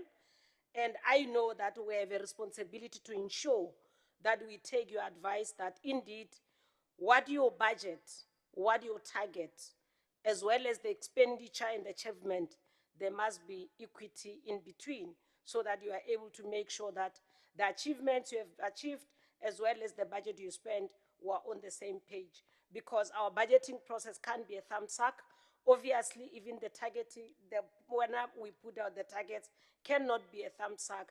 We must use the experience, we must use the resources we have to make sure that we are able to deliver to the people of the province. And I'm very excited that the people who were debating here were able to remind us, especially the chair and Honorable Sibopela, that we, as and when we do the oversight, we have 6 priorities that this provincial government is supposed to perform on. Therefore, whatever oversight mechanism and the work that we are doing, we must be able to ensure that we monitor the work and support the work of the oversight of the committees to make sure that the 6 priorities that have been identified for the people of the province, because if we do work as the legislature, get clean audit, but our people still don't have water, our people, the MEC, is not delivering on the our clean audit will not serve the purpose. So if we get the clean audit, but the people of the province are able to get the service that we have promised them, obviously, indeed, would have done justice in terms of that. It is important to indicate that while we have said so many times and we're starting to irritate you because of the number of increment and other things, we must just take this opportunity today to thank Honorable MEC Mawai for listening to us. Because when he presented budget adjustment today, you can hear that he has heard us, that every meeting where we met with Treasury, we're able to emphasize the need why we needed more money. Even when we underspend in other areas, he was able to say, this money, redirect it to the right place so that you can be able to achieve your target. For that, we want to thank you, Honorable MEC Mawai, as well as Provincial Treasury, because indeed, your presentation on the budget adjustments can be able to assist us to ensure that the net term of 5 years, as well as because we are still engaging on the baseline, that needs to be addressed as well, to ensure that the next 5 years and the MTF budget, it is attended accordingly. Sustaining the clean audit is something that we cannot compromise. We must sustain the clean audit. Therefore, we'll ensure that AG recommendations are adequately monitored on a daily basis, and our internal audit is cautiously, and the risk management, as you said, Chair, Honorable Chairperson, on the risk management audit, they are telling us and advising us on a regular basis to ensure that we don't regress in terms of the clean audit. The issue of salary of the additional members has been attended to. The issue of accommodation. I want to appreciate honorable members that we think the meeting that you held last week, where Treasury, Public Works, and ourselves, we sat in this house, try to look at challenges that we experience in Parliamentary Village, the challenges that we experience here, including the matters relating to our offices and maintenance here in the legislature, dealing with issues of national key points as well, has gone a long way that will assist us to say, in an urgently as we can, we'll start putting in terms of the short term, what can we fix, in terms of the medium term, as well in terms of the long term. Indeed, we agree with you that the issue of ensuring that our staff complement its all the positions that we have advertised are filled, to ensure that all committees are assisted and are given the necessary resources. With the appointment of both the Secretary and the COO, we ensure that their first responsibility is to ensure that the issue of recruitment process of the remaining posts happens as soon as they can, to ensure that by the next financial year, we don't still have those challenges. There's a matter that might not have arisen here, but it has arisen in the committee meeting, where committee members raised the issue of the international study tours. We assured the committees that we are willing to support you to do the study tours, whether domestically here at home, going to learn from other provinces, going to learn in Africa, but as well internationally when necessary. We'll try. I can see that Honorable Mawa is not happy that you want to go internationally, but it's something that will continue to motivate so that our committees becomes very educative and learning from others, so that our departments in Limpopo, we can be able to improve.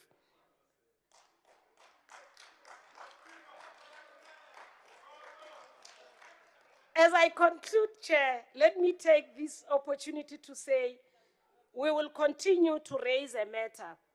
It's important that I reflect on this matter. There's been a misunderstanding between ourselves and the leader of the opposition on the appointment of the secretary. The misunderstanding was created by the fact that before we presented the secretary of the legislature in this August House, we convened all the leader of the opposition parties. It's only the leader of the opposition that was not part of the meeting. We have rescheduled the meeting for today after the sitting, but due to other unforeseen circumstances, the meeting has been rescheduled. And we will continue to appeal to them, because some of the matters they talk to in the public space is things that we can't respond, because internally there are more other issues that within a short space of time we will be reporting to the oversight mechanism, because there are more other things that we can't deliberate in public, but we will be able to inform the House through the oversight mechanism. But majority of the things, and many of the things they were saying, they were misguided, they were misled, it was not true. We can confirm that the reality will be presented in the oversight mechanism. I felt I needed to indicate this in this formal gathering.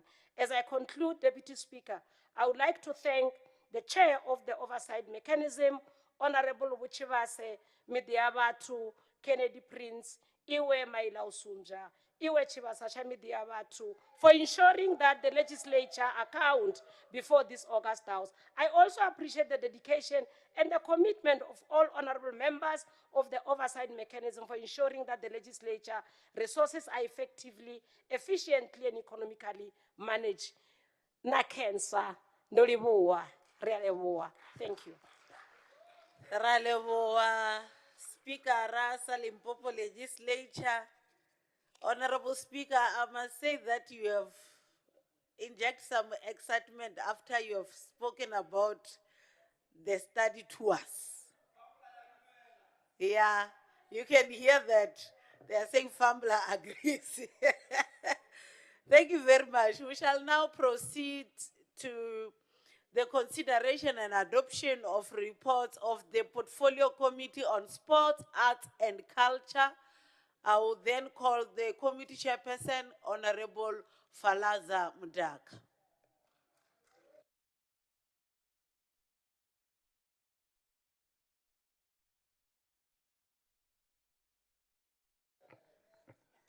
Thank you, Madam Speaker. I, Falaza Flimon Mdaga, rise to present the 2022-23 annual report, Department of Sports, Arts and Culture, for consideration and adoption by this Honorable House. I so move, Honorable Madam Deputy Speaker. Thank you very much, Honorable Mudaka. The seconder, Honorable Mate.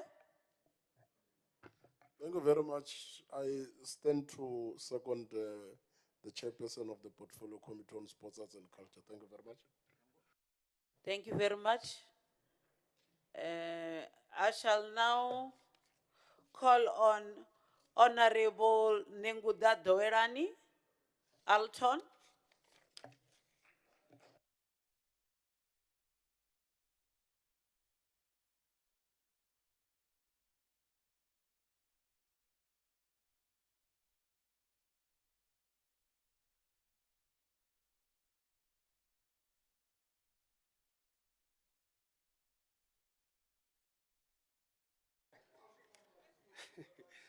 Thank you very much, Madam Speaker. Greetings to the speakership, Honorable Speaker, Honorable Deputy Speaker, Deputy Chief Whip, and members of the Whipari, our Provincial Secretary, who was here with us, Mavu Bamsanda Umadaje, our Premier, Honorable Wodokotera Wopopira Matuba, chairpersons of the Portfolio Committee, honorable members of the legislature, distinguished guests, ladies and gentlemen. Honorable Chair, before you switch on your stopwatch, allow me to congratulate the performance as displayed by Bafana Bafana, our national team which is going to represent us in Morocco. I think we are all happy. I was next to, I'm next to the Deputy President of Safa Wembe, Po Nempumbuluni. We were talking about it, that perhaps the Honorable MEC for Sport and Arts and Culture, Honorable Maseko, is going to make some arrangements so that we accompany Wafana Wafana in Morocco next year. Yeah. Honorable members, let me start by appreciating the sterling work being done by our Honorable MEC, Jerry Maseko. We have noted that you have just visited Schoemansdal Museum and you officially opened that museum. And I think for all of us seated here, we know the history, the background of Schoemansdal Museum. It came about after the wars of resistance against imperialism, the wars of resistance against colonialism. And we all know that what is left there, it's graves. Riaribua Maoseashu, Umakado Churobsiku Charamabrana, who resisted, who fought against imperialism.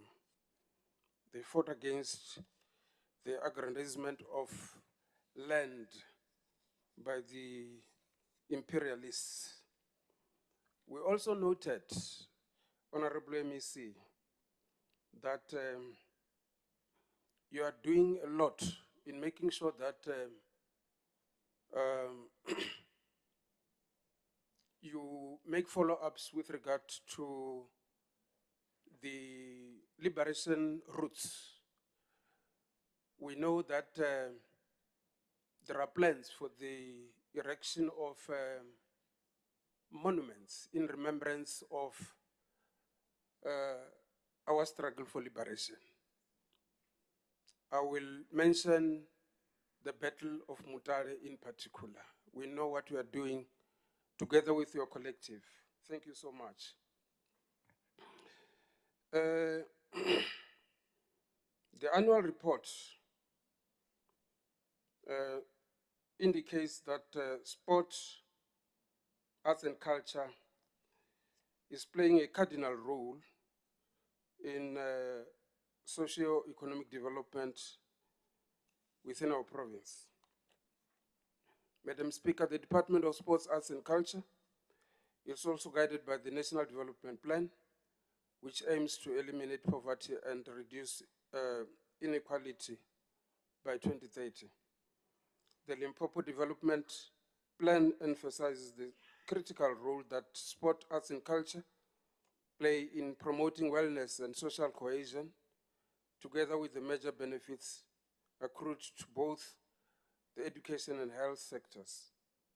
Today, we are proud to announce that after multiple years of unqualified audit outcome, the department received a clean audit outcome. We would like to take this opportunity to appreciate and thank the former MEC for the department, Nakedi Grace Swandakekan, all oversight structures, and the hardworking administration team led by the head of department, Ms. Mapula Daphne Ramhupa.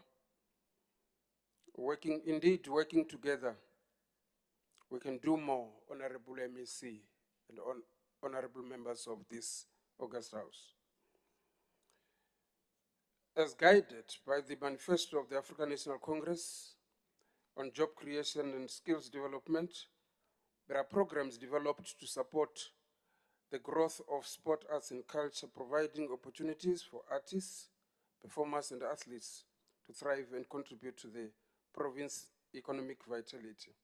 The department is planning to accelerate procurement spent on Black-owned companies, women-owned companies, youth-owned companies, and persons with disability, as well as military veterans, in contributing to sustainable job creation for a continuous economic growth. The department has employed 195 librarians and library assistants permanently to manage and spearhead programs in the 160 libraries in the province. The department is working tirelessly to reducing the number of contract workers and increase the number of permanent staff in the sector. Madam Speaker, allow me to report to this August House that we are at an advanced stage to close the gender parity gap as far as senior management posts are concerned. We are currently sitting at 45% of senior managers being women, which we are striving to ensure that we close the gap with the recent employment processes that are underway. Out of the total workplace of the department, 64% are women. Madam Speaker, the department continues to commemorate and celebrate significant days that brings together people of different histories, beliefs, cultures, and languages. This year, on the month of April, through the Freedom Day celebration activities, both districts and provincial were held in collaboration with the Department of Economic Development, Environment and Tourism, together with the Department of Social Development, as well as the Department of Health.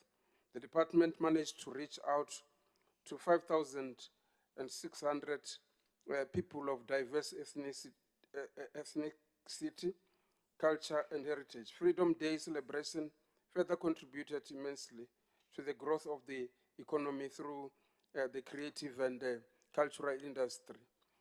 In order to strengthen social cohesion and nation-building programs, the department successfully held Provincial Heritage Month celebration event at Ramhupa Stadium in Mulumule municipality in the Capricorn district, where a total of 5,000 people attended.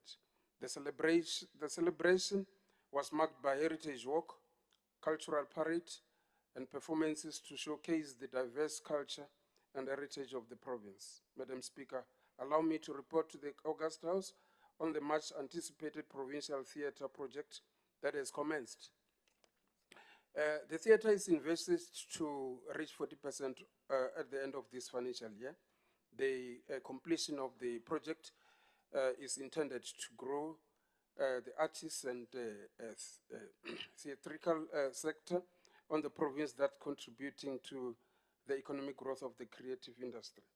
In order to assist local authorities in rendering of public library services and providing of an archive service in the province, the department is hard at work in constructing new libraries, maintaining and repairing the existing libraries, buying of library books, providing of ICT infrastructure, free internet access to libraries, appointments of librarians, security services for all libraries and library general workers. The department was able to spend 231 million or 95% of the allocated budget of 245 million rands in the 2023-24 financial year, as compared to 83% spent on the allocated budget of the 2022-2023 financial year.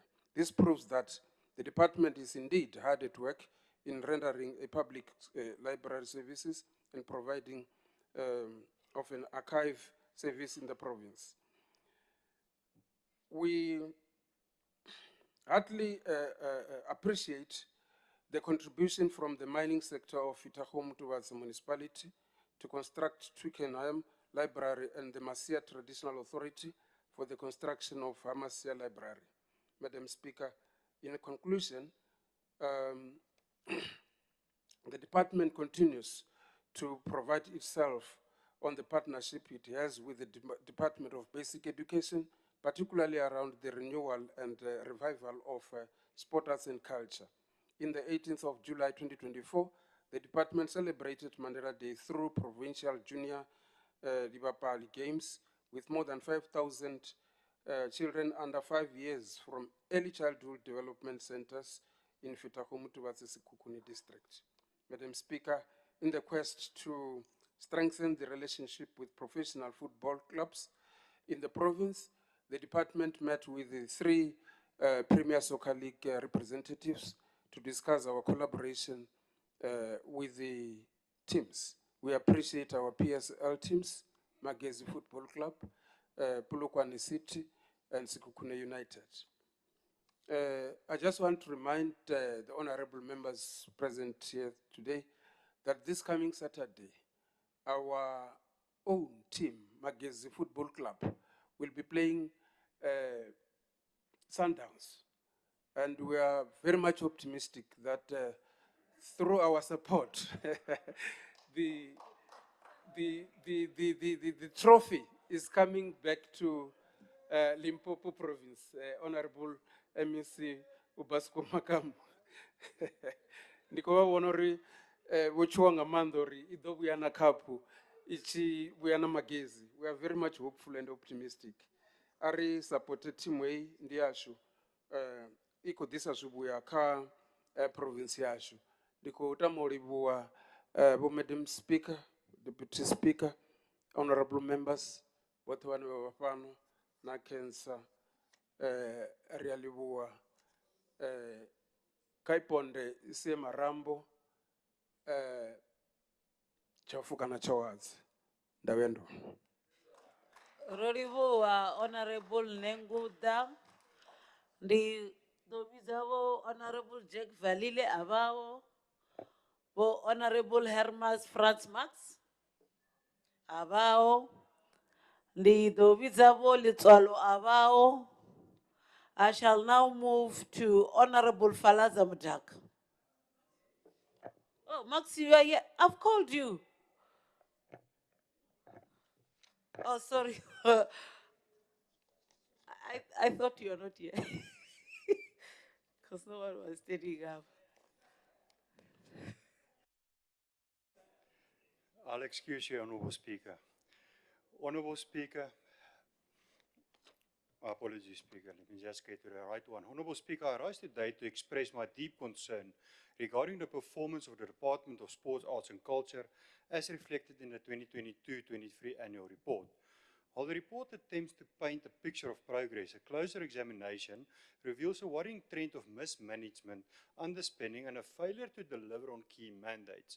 The Auditor General's report highlighted these issues and included the following: material misstatements in the financial statements, understatement of movable assets, a significant underspend of at least 54 million rand in library and archive services, and ineffective controls that allowed for overrides and non-compliance with legislation.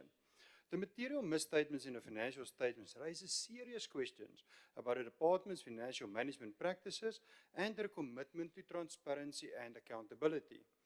This is reiterated by the ineffective controls that allows for overrides and non-compliance with legislation, which opened the door for corruption and maladministration of public funds.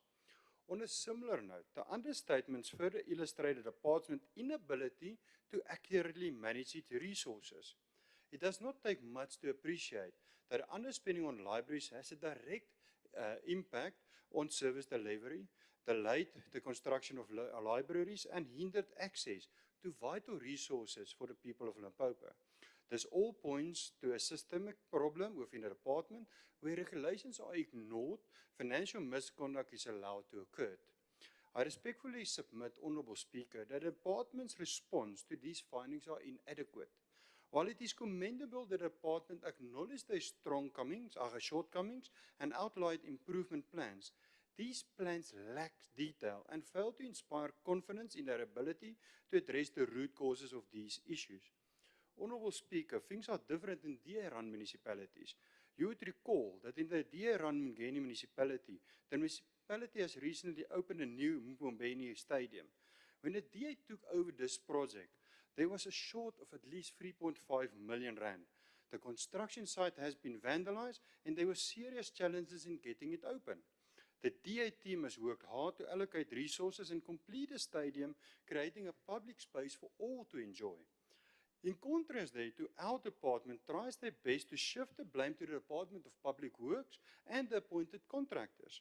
The department concedes that it was slow performance by these contractors, but failed to address the concerns by the Portfolio Committee by failing to advise as to the legal steps taken by the department to enforce compliance of these contractors. The nonchalant attitude of the department in holding the appointed contractors to account for slow performance has a dire effect on the residents of Botshabelo, Chaulu, Sekokuni, and Vleifontein. The recurring issue of the Provincial feature project is another example of the department's inability to effectively manage and deliver on key projects. Honourable Speaker, sport, arts and culture, from the smallest rural town in this province, all the way to the city of stars with its big stadiums, from one person to a team effort, sport, arts and culture contribute significantly, directly and indirectly, to the economy and job creation of this province. Therefore, in conclusion, this annual report presents a concerning picture of the Department of Sports, Arts and Culture, and it's a story of mismanagement, underspending, and a failure to meet the needs of the people of Limpopo. I urge the department to take immediate and decisive action to address these issues. Implement the recommendations of the Auditor General, implement the recommendations of the Portfolio Committee, and ensure that allocated funds are used effectively to deliver services and improve the life of our citizens. Honourable Speaker, the people of Limpopo deserve better. I thank you. Can I now call Honorable Philemon Mutaka?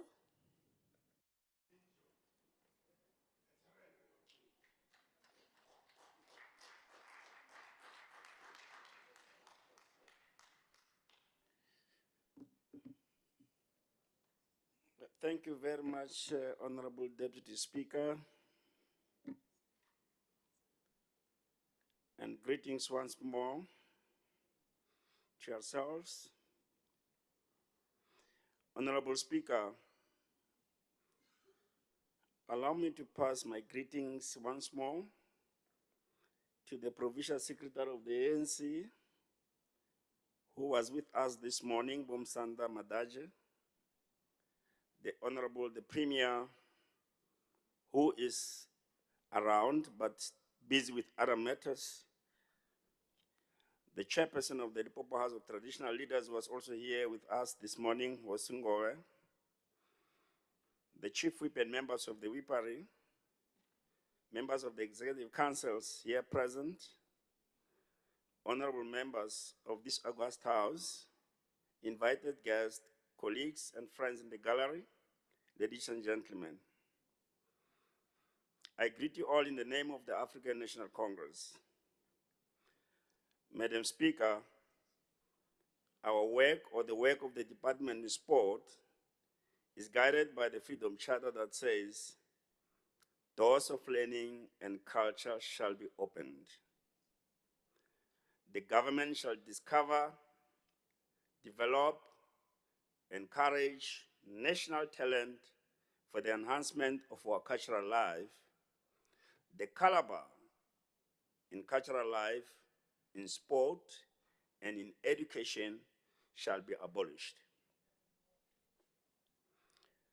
Today, one can say without any fear of contradiction that indeed the doors of learning and culture were opened since the defeat of apartheid regime, with the ANC taking the lead in guiding our people's bitter struggle for the establishment of a non-racial, non-sexist, united, and prosperous South Africa. Madam Deputy Speaker, it is against this background that the mandate of the Department of Sport, Arts and Culture is to increase participation and excellence in sports, arts, and cultural activities, increase access to information through the provision of library services, promote nation building through sport, arts, and culture, increase social cohesion and national identity, and promote governance and quality of social services through the same arts, culture, and sport. Through our democratic breakthrough and subsequent legislation, the Department of Sport, Arts, and Culture has been assigned the powers and functions to develop and implement provincial policies and programs regarding cultural affairs, sports, and recreation in Limpopo province. As the Portfolio Committee, we are happy with what the department has achieved up to so far. Madam Speaker, I'm standing before you to conclude the debate. And as you can see, like what my predecessor said, the games is played in the middle and up front. I'm the sweeper. I'm just sweeping as I do now. Honorable Nenguda debated very well and represented us very well in this house. And I don't think there's anything to say much more. And of course, in the middle, there will be some opponents that are trying to do something, but they are not necessarily coming to the sweeper. And we'll just be watching. And I've realized that, yes, as we started this game of this debate, it went very well and is still continuously going very well as we're about to conclude. Departments of Sports, Art, and Culture is doing very well. It's hard at work, as Honorable Nenguda has said. Madam Speaker, this proves that the department is in line with what has been said in the goals by our ancestors at Cape Town 69 years ago in the Freedom Charter, as I alluded before. We are aware that the annual report made references to unfinished projects, infrastructure projects, but no one must make sweeping statements around that. We are aware that libraries Mapane, Shaulu, Flayford, and Shabelo, as other speakers indicated from my left, that they are not on target. And indeed, as a committee, as a collective, we recommended that this project must be completed in the new financial year as soon as possible. Interestingly, other planned targets by the department were achieved. And that deserves an applause for the department on the good work done. Madam Deputy Speaker, whether it's about its commitment to strengthening its human resource capacity through the filling of positions at senior management level, the department is at an advanced stage, thus maximizing service delivery systems. The post will also assist, as Honorable Nenguda said, to close the gender parity gap, where the department is currently sitting at 45% of senior managers being women, and we understand this gap will be closed with the recent employment process that are underway. On the other hand, the committee recommended that the department should employ people living with disabilities and reach the 7% indicated on the APPs, as well as the employment of the military veterans whose contribution to our freedom cannot be ignored or be forgotten. Concerning the people living with disability, we were made to understand that they are mostly disadvantaged because of their failure to acquire medical certificates to prove their disability on time. Therefore, it is imperative that the department should come up with ways and means to assist the disabled community to get their medical certificate faster, as these services are provided by our sister departments. Madam Deputy Speaker, I don't want to go on and on in indicating what the department has done, including the filling of posts, where in 2000-2001 financial year, there were only 172 filled posts in the department. And now, as we speak, the department is having a workforce constituted by 442 employees who are permanently appointed. What a great achievement. That is real growth. The department is indeed growing and responding well to the issues of unemployment in our province, so its impact on the services provided. Furthermore, in transforming and uniting our communities, the department hosted 26 community dialogues. These dialogues focus on promotion of non-racialism, non-tribalism, and cultural tolerance. Seated as we are, some of us were there in 1976.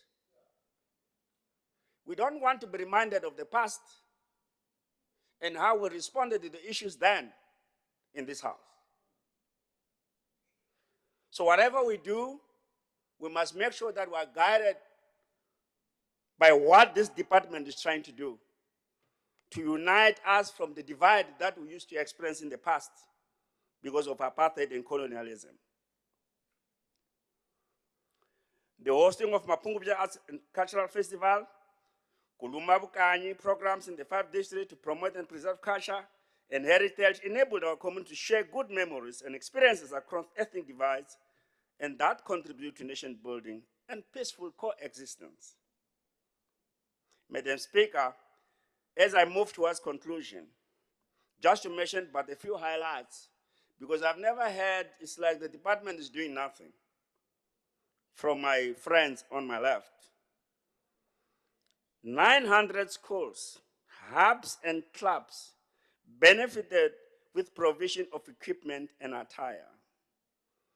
And over 50,000 people have actively participated in organized sport and active recreation events in the year under review, with 120 learners youth attending youth camps and 220 indigenous games clubs supported. Madam Deputy Speaker, if you may allow me to continue as I conclude, 25,889 learners have participated in the district school sport tournaments and have exceeded the planned target of 25,000 by the department. Similarly, over 7,000 learners participate in school sport tournaments and at provincial level.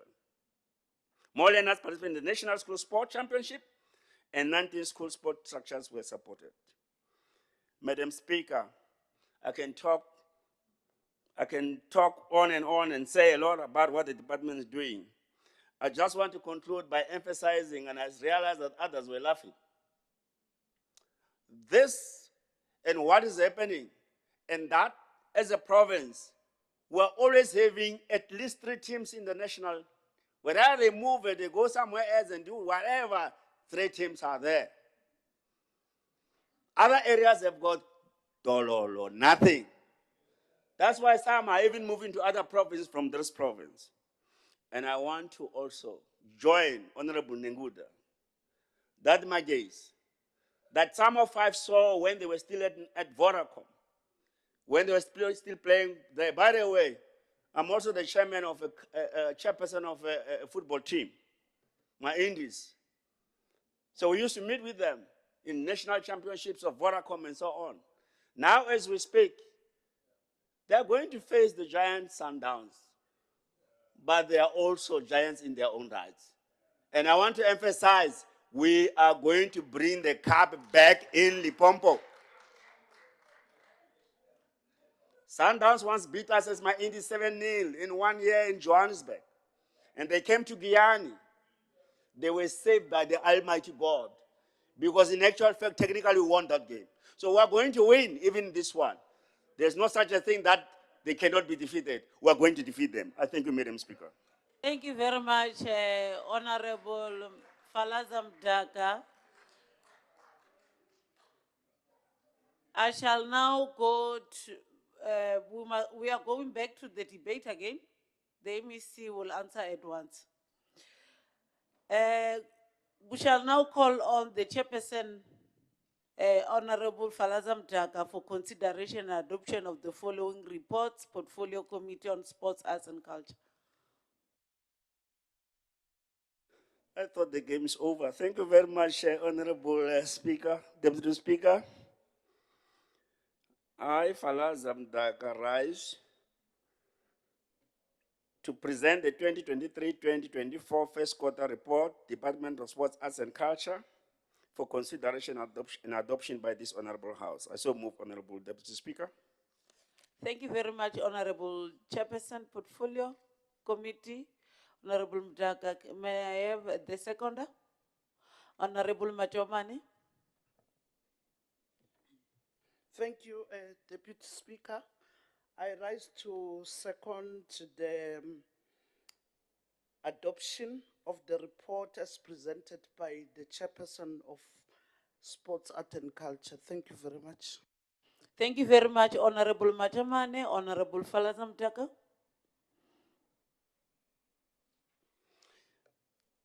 Thank you very much. 7.7.2. Honorable Madam Deputy Speaker, I, Falazam Daka, hereby rise to present the report 2023-2024 second quarter report, Department of Sports, Arts and Culture, for consideration and adoption by this Honorable House. I so move, Honorable Deputy Speaker. Thank you very much, Chair of the Portfolio Committee. May I have the seconder? Honorable Mapula Mkaba. Thank you very much, Honorable Speaker. I, Mapula Mukaba, from Mangwen Cluster, I rise to support Honorable Mudaga for the report. Thank you. Thank you very much, Honorable Mapula Mkaba. I shall now call Honorable Falazam Daka. Thank you very much, Honorable Deputy Speaker. 7.7.3. I, Falaza Filmon Mdaga, hereby rise to present the report 2023-2024 third quarter report, Department of Sports, Arts and Culture, for consideration and adoption by this Honorable House. I so move, Honorable Deputy Speaker. Thank you. The seconder, Honorable Nempumburun. Thank you, Madam Speaker. I rise here indeed to second the adoption of the 2023 and 2024 third quarter report. I thank you. Thank you very much, Honorable Nempumburuni. I shall now call on Honorable Mate Matsovani Simon.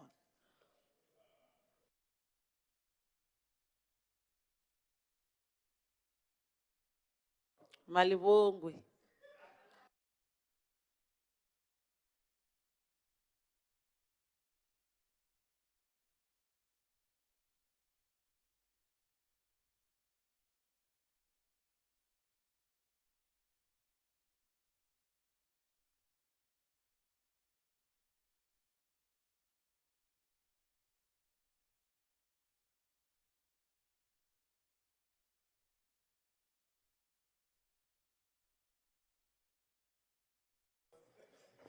Thank you very much, Honorable Speaker. The Premier in absence, Honorable Deputy Speaker, the Deputy Chief Whip of the Majority Party, members of the Executive Council, members of this August House, both progressive and nonsensical. Let me start by saying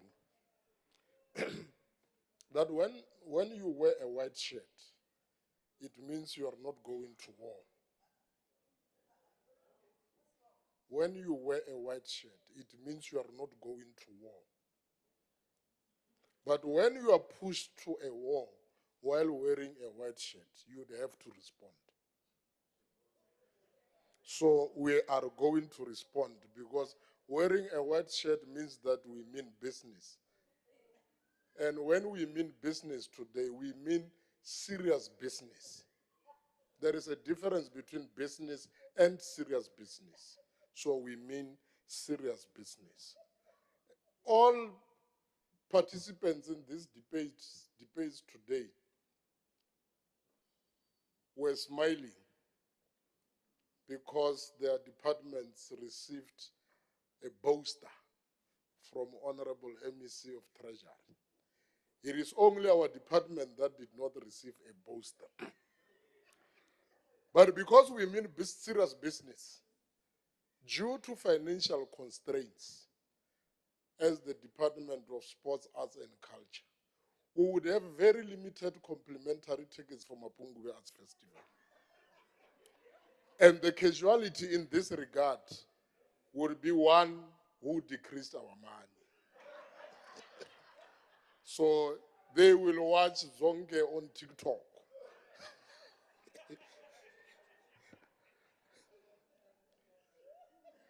Let me take this opportunity and thank you, Madam Deputy Speaker, for giving me the opportunity to address this August House. We are gathered in this House when some few days after the President of the Republic of South Africa have addressed the South Africans about the deaths of children due to food-borne illnesses. It was much deserving for the head of state to address about this matter of great concern. Measures and restrictions, of course, were put in place for all the spaza shop owners, and we believe they will adhere to the call, and also the law enforcement agencies shall respond to the call. Madam Deputy Speaker, the Department of Sports, Arts and Culture is one of the critical departments that it works to unite the people, but those that are prepared to be united and reconciliatory. The activities or different sporting codes as well as arts and culture, where many diverse and cultural groups from different races and ethnic groups converge together in unison to achieve a particular national or a provincial result. On the 24th of July 2024, the African National Congress, in their statement, amongst other things, cited that the ANC takes immense pride in the rich tapestry of sports, arts, and culture that forms the heart and soul of South Africa. As we reflect on our journey, we recognize the invaluable contributions these sectors have made to our national democratic revolution and evolution and global presence. The assertion by the statement recognizes the entire participants of the Department of Sports, Arts and Culture at large who continue to work hard and contribute positively even in today's South Africa, not the old South Africa, where when black kids are shot to death, they are referred to or compared to monkeys. When African academics are making presentations, are referred to as nonsense. That is the mentality and thinking of the old South Africa.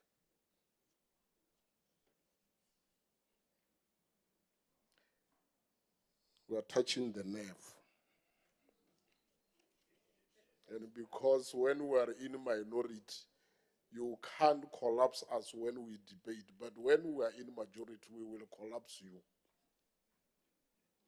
The three quarterly reports that we are going to highlight are not far from each other. There are some similarities, but not a lot. The execution of the plans were quite flowing and linking to each and every quarter very well. The African National Congress is pleased on the outcomes of the quarterly reports and therefore encourage the department to consistently work on achieving the clean audit. We commend the work done by the political leadership and the administration of the department in making sure that they steer the ship to the right direction. The Department of Sports, Arts and Culture managed to achieve targets in most of the different programs and sub-programs, and the ANC comments that as alluded above.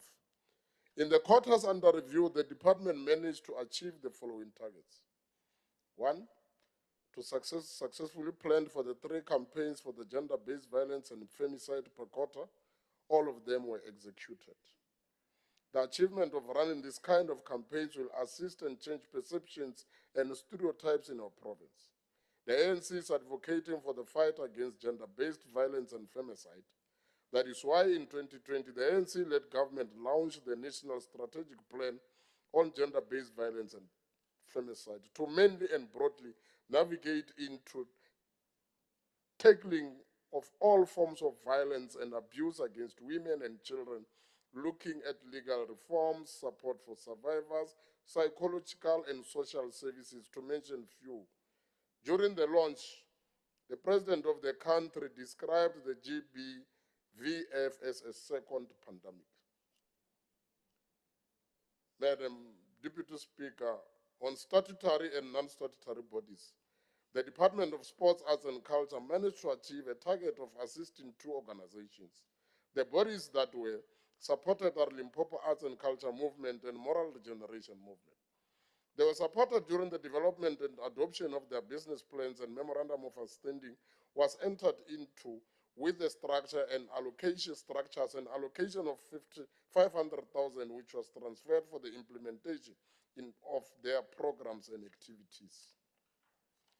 Madam Deputy Speaker, on creation of jobs, especially on arts, culture, and heritage programs, 126 expanded public works program job opportunities were created as follows: Skumansdal Museum 17, Mote Wabatonga 17, Zata Museum 17, Head Office 5, libraries in 5 districts 70. The ANC commends the department on the implementation of these job opportunities, and it further calls for the political leadership to look into other ways where permanent work opportunities can also be created, because that will be responsive to one of the ANC's 6 priorities, which is job creation. On payment of contractors in quarter 1 and 2, the achievement was 99%, but in quarter 3 it's at 100%. 100. The ANC is pleased to the department about this matter. Businesses, upon providing the services, they should be paid as stipulated in the legislations. Failure to postpone the payments, the government will run a risk of destroying them. We also call upon the Ministry of Sports, Arts and Culture to encourage and motivate the team to keep continuing paying the contractors on time. In conclusion, and while we prepare to conclude, the work of the Department of Sports, Arts and Culture, in particular the political leadership as led by Honorable Jerry Mujereza Funani, Jerry Maseko, and the administration team is good. The targets are set out in their plans, most of them, they were managed to be achieved. The ANC applauds them and encourages them to continue doing the good work. Where there are areas of setbacks, where improvements are needed, please consider them so that in the next financial year, we should be able to be in the position to achieve another clean audit. Madam Deputy Speaker, we also want to take this opportunity to further commend the MEC for taking his time and host the Northern Academy School for winning the K Motsipe National Championship. We want to extend our gratitude towards the MEC and the team for ensuring that by hosting these kids for breakfast, it was a right move that also encouraged them to further take their talents serious. We have observed that number of talent scouts have already visited the school after some of the kids were identified. Honorable Deputy Speaker, in conclusion, we also want to put it very clear. Put it very clear. Thank you very much. Thank you very much, Honorable Matsumani. Simon Mate. I shall, Simon Matsuba. I shall now call on Honorable Hermas Franz Mask because Honorable Velile is not in the house.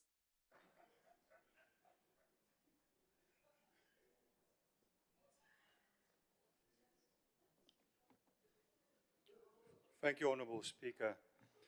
Having debated the 2022-23 annual report earlier today, one needs to acknowledge the positive trend in budget expenditure during the first 3 quarters of the 23-24 financial year.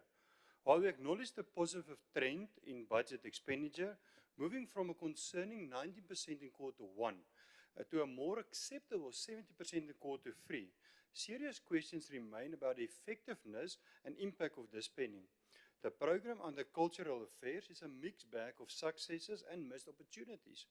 While the report highlights achievements in hosting significant national days and exceeding targets for community conversations, the inconsistent support for our museums, monuments and other heritage resources in the province is distressing.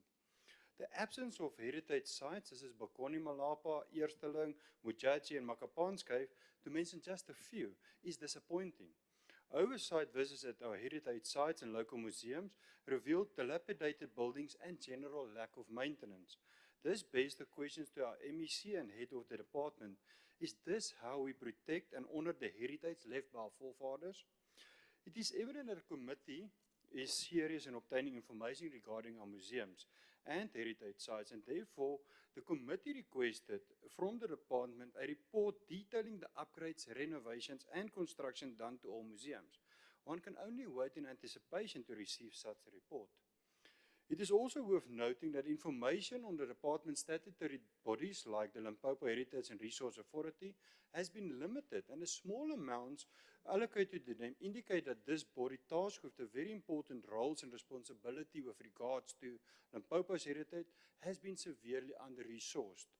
Be that as it may, the quarter 3 report boasts about exceeding the target for promoting artists, but at what cost?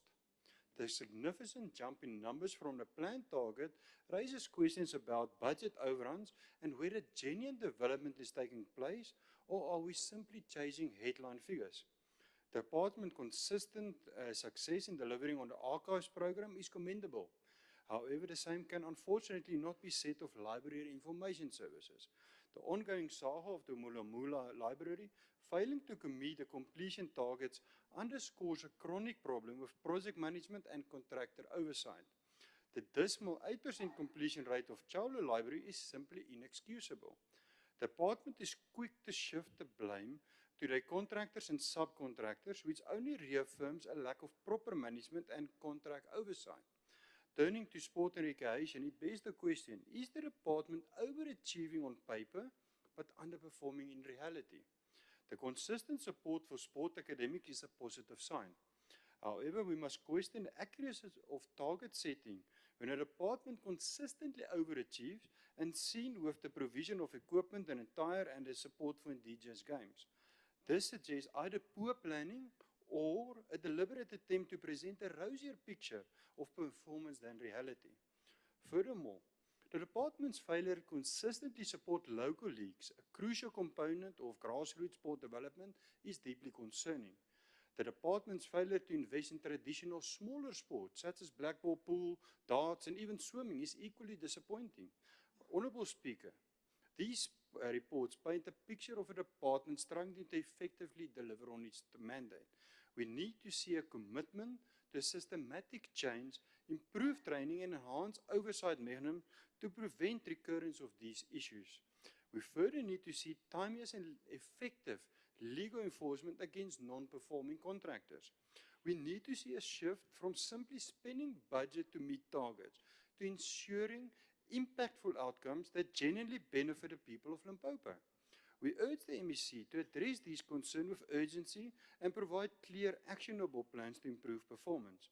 We, the opposition, stand ready to work constructively with the department to achieve these goals. However, we will not shy away from holding them accountable for their shortcomings and demanding better for the people of this province. I thank you, Honourable Speaker. Thank you very much, Honorable Max. Can I now go to Honorable Falaza Mudaka?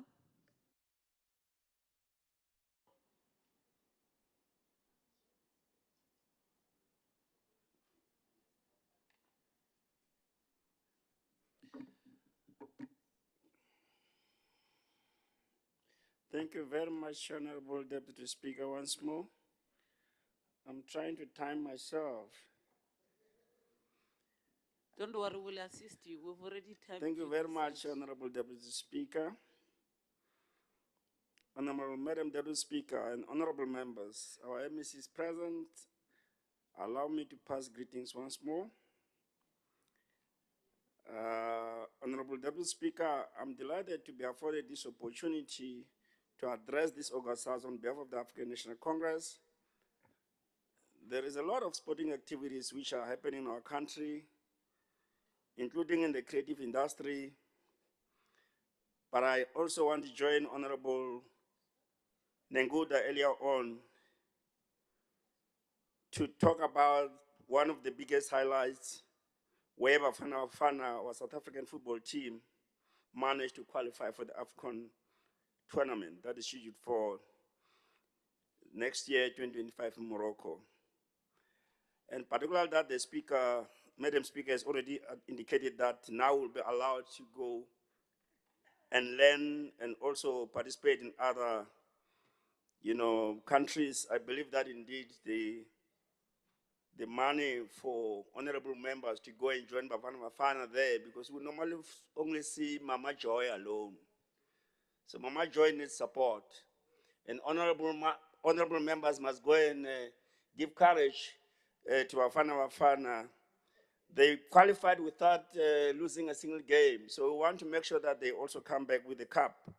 And we need to do something, particularly that now there was something that was indicated earlier on that the budget has been, something has happened. And I believe that the speakership also received something. So you need to look into that. Thank you very much in advance. Our Bafana were called a bunch of losers. It is really commendable what they've done. We congratulate and wish Coach Hugo Bruce, technical team, and the rest of the team for a job well done. The Department of Sports, Arts and Culture in our province prioritizes school sport by supporting academies that pursue different sporting codes such as boxing, netball, baseball, and volleyball. 6 academies were supported by quarterly plans with payment of salary to staff, such as Provincial Managers of Sport Scientists and 5 district academy coordinators, and stipend for GYM instructors.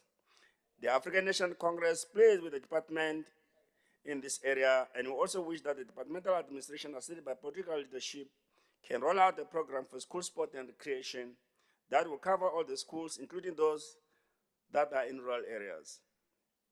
The ANC's 52nd National General Council resolved, amongst others, about school sport and recreation, and Resolution 9.4 in particular says, open quote, all schools must offer minimum banquet of extramural mass participation in sport activities.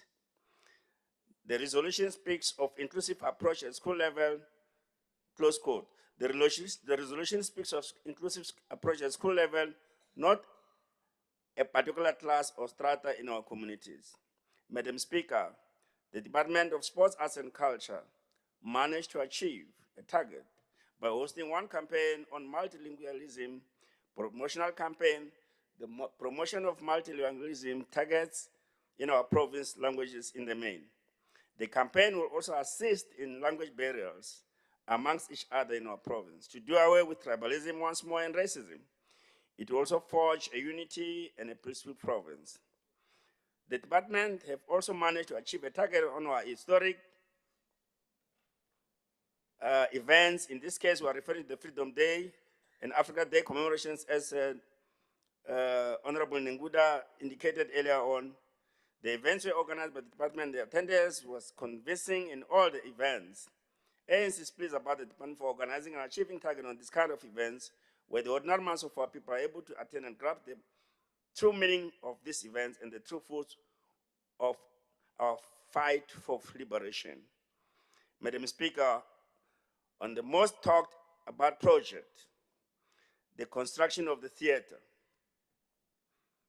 the Department of Sports, Arts and Culture is embarking on the construction of the theater in order to afford the creative industry an opportunity to showcase their talent here in our province. Accordingly, the theater is at phase 4, where it awaits for a tender to be awarded for the chosen contractor. I believe I put it properly there, whether it's phase 4 or 5, so that the job can commence. However, the ANC is a bit concerned about the pace in which the process is unfolding. We call upon the Minister of Sports, Arts and Culture, Honorable Funan Jerry Maseko, who reminds me of Andres Maseko of Moraga Solos Limited. I can still see him, the dribbling wizard, playing in the middle field. Yes, I hope you are indeed related to that giant.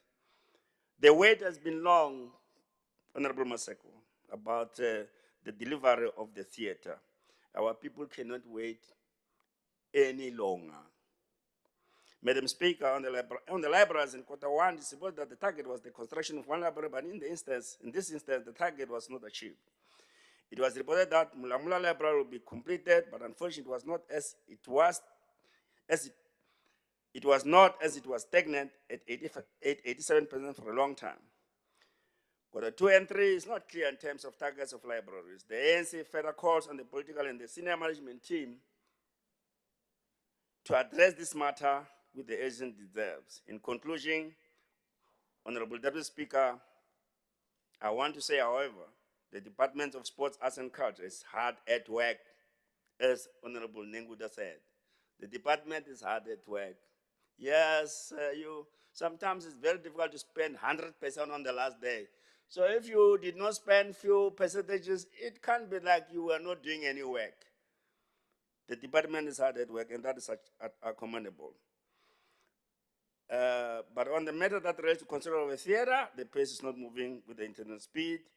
And on the renovations and construction of libraries, especially in Q2 and 3, it is not clear on the targets and also in the execution. We believe that the department will look into these shortfalls and be able to come to the party, because all this that we are doing, the main beneficiary is the masses of our people, and we are looking forward to the clean audit once more. We're looking forward to the clean audit and not just these other audits. You have been getting, one of them even mentioning it. My friends are saying that there are some, financial issues, but you are getting, an unqualified audit report. And it's just that small issue that stops you as a department from getting a clean audit. And definitely want you to get a clean audit this time around. I thank you, Madam Speaker. Thank you very much, Honorable Falaza Mtaka. I shall now call the Honorable MEC for Sports, Arts and Culture to come and respond to the debate made by the members.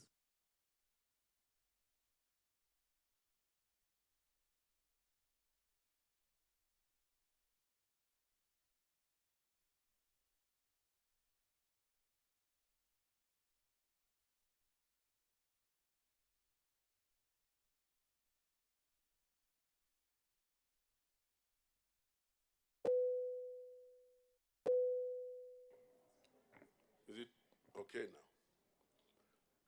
Let me take this opportunity and thank you very much, Deputy Speaker.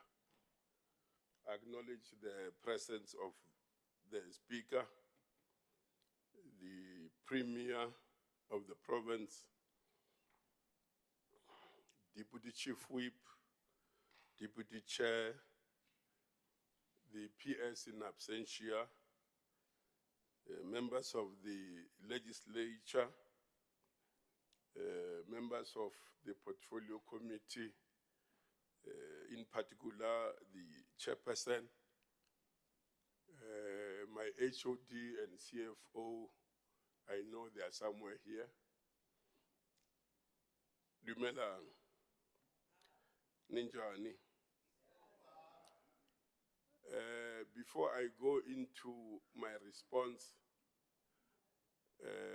let me pass message of congratulations to Makezi FC, our local PSL team, Honorable Mavucha, that will be playing finally a Calling Black Label on the 23rd, Go Free State,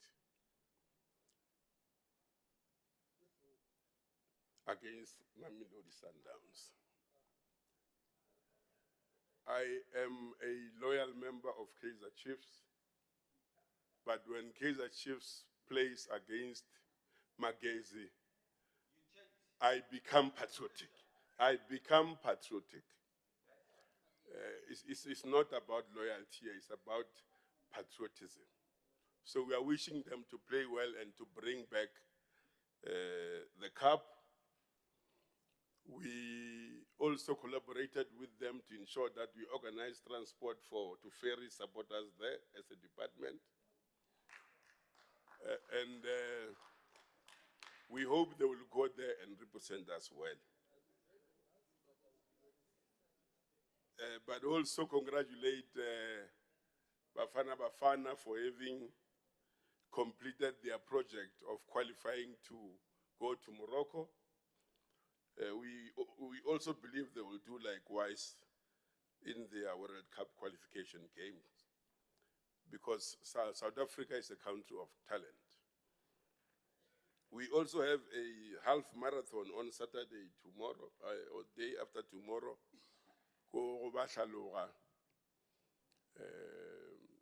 You are invited. Nugget like 5 kilometers, because I don't have the capacity to proceed further, but there is 10 kilometers, there is 21 kilometers. You are all invited, because it's part of our healthy lifestyle here in Limpopo. Let's go there. You are also invited to Mapunguzwe Festival on the 14th, except because I take instructions from my portfolio committee. Except this invite exclude the MEC for Treasury on the basis that the portfolio committee has said, and Honorable Deputy Speaker.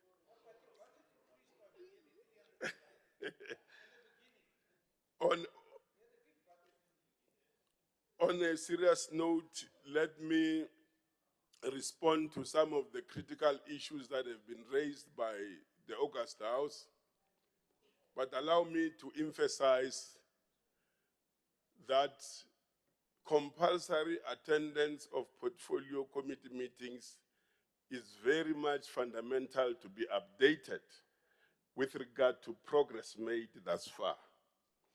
Because if you don't attend those meetings, you come here and raise issues that we have already updated the portfolio committee. And even when you debate, you end up seeing different people belonging to the same portfolio committee. Either someone did not attend, does not have the necessary update, or something has happened. I don't know, but my friends on the left will clarify themselves around this issue. During the year under review, Annual Report 2022-2023 financial year, the department planned to implement 42 performance targets, which included your administration, your cultural affairs programs, library, archive services, sports and recreation program for that financial year. And the report that you are considering here is 2 years back. And as at then, obviously there are a lot of developments that has happened. The expenditure at that time was at 93%, which was also an improvement as compared to the year 2021-2022, because at that time it was 74%. And this was achieved on the basis of the capacity and commitment of our staff, the political head, and different stakeholders that participated in that process. With regard to the first, second, and third quarter report, and allow me to emphasize much on the infrastructure project, because that's where we did not perform very, very well. If there is a need for assistance, that is the area we might request the portfolio committee also to assist. We are saying here the major challenges experienced during the first, second, and third quarter 2023-2024 financial year were delay in the infrastructure project. Arigan, that is the main situation that characterizes our operation in the department. The libraries and the commencement of the construction of the theater. The department, together with the implementing agent, which is Public Works, we worked very hard to make sure that contractors are appointed by the third quarter of 2023-2024 to start with the projects. And the progress to date is as follows. Number one, we've got your Chavelo library. We are saying now, as planned to achieve 100%, we are at 97%. A lot of work has been done. There are specific, detailed performance with regard to the project itself on my report that I will not go into because of time constraints. The Mampane library progress is at 73% against the 92. Sisalele move around 19%. And challenges, some of them you find originally challenges, conflict within the various stakeholders in that project, which is something that you might not be able to deal with there and there, and it delays the project. The third one is Saulu. Here we have got a disaster. Yeah, Saulu Library in Bembe. Chauru, Chauru. Am I pronouncing it well, ma'am? Oh, thank you. Chauru. Here we have got a challenge. Let me indicate that the two companies, contractors were, the first one was appointed, terminated, second one appointed, terminated. Now the third one will be appointed by the end of this month, which is the 30th of November. Obviously, it tells you the implication thereof in terms of your finances and a number of aspects. And on such type of activities, obviously, we are inviting the Auditor General.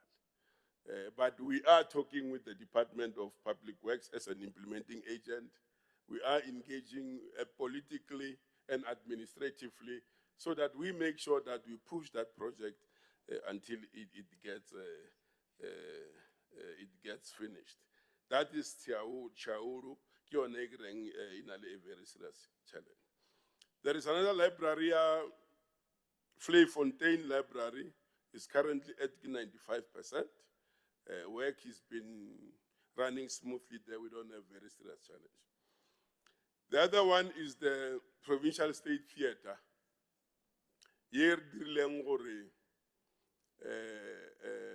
MEC Treasury Rumoswari shared 73 million. In fact, we discussed and we agreed. Portfolio committee members are aware, those who are attending, that we reported about the matter. They are the construction mafias, and together with the MEC Public Works, we visited the area, we engaged until that project, the Tomao, will run again. So the reason why we agreed with Treasurer Orne, can you hold this 73 million? Arnyaki Yago National. I swear so next year, 2024, 2026 financial year, it comes back, we continue with that project, but it's a fact there is a delay, and it has got key implications. But also, as members of ESCO, we have raised this thing. We are aware of the challenges in public works in terms of its capacity, and there are ways and means led by, obviously, the MEC or Public Works to deal with this challenge. Because there is capacity problem, and obviously, with regard to infrastructure projects, as long as that capacity problem is still there, we obviously will encounter a number of delays. It's unfortunate, but it's a reality. The Department of Sports, Arts and Culture, we acknowledge the matter on the stagnation in finalizing implementation of SCOPA resolutions and the House resolutions, which started from 2014, 2015 until 2021, 2022. We had a lot of resolutions that we were supposed to consider from SCOPA and the House. And we focused on them. I can proudly indicate that we have eliminated a number of them from 63 resolutions dating back from 2014. We were able to deal with 56. And only 7 currently are outstanding. So it shows the commitment of the department in relation to ensuring that a resolution of the House and SCOPA are able to be implemented. And when you go through that report, it tells you that out of the 7, we've got 5 that are stuck in the state attorney. And we don't have jurisdiction over it. The issue of the capacity of our state attorney also, it then becomes into question. And we have raised it with the powers that be to unlock that, because there is a slow pace of attending to cases that requires the state attorney. And that is the only door where we should knock and ensure that they address such type of, with legal implication. But the other one, which is left outside the 5, key material underspending of the budget, which is under consideration by Provincial Treasury. We're engaging them around it. The last special resolution was about lifestyle audit, and we have discussed it with the HOD to find a way of making sure that this resolution gets implemented. Our objective is to ensure that all the resolutions, just COPA and the House, gets implemented, and reach at least attend to other new ones, so that there is progress with regard to the work that we are doing. In conclusion, let me talk about Mula Mula Library. That library is finished, Honorable Makam. And I'm going to invite you to a meeting. Myself, together with yourself, and the veteran of the movement, Ntate Mashamba, because he's from that area. We had a meeting with him to assist us to unlock some of these things. The challenge, the community and the chieftainship. Unfortunately, I can't get into that space. And that's why I am going to invite him and veteran Mashamba, so that we separate issues of chieftainship and the provision of a library service to the people. Because we have bought furniture on Iwalo, the books are there. You can't go there and put your furniture in your books. Staff is available, security is there, but we can't run because of those conflicts. So I think when I close is that myself and the MEC, our Coxstar, together with the veteran, will deal with the issue. And as and when there is a positive outcome, Honorable Chair of the committee will come back to you and give you a progressive report. Thanks very much. Thank you very much, Honorable MEC. Are there any announcement, Speaker?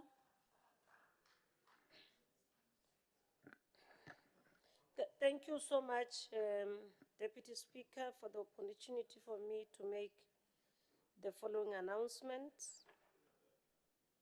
The office is hereby sadly want to inform the honorable members and the staff of the Limpopo legislature on the sad news on the passing away of Miss Wendy Khoza. Miss Wendy Khoza was one of our protocol officials who was dedicated and committed to serve the Limpopo legislature.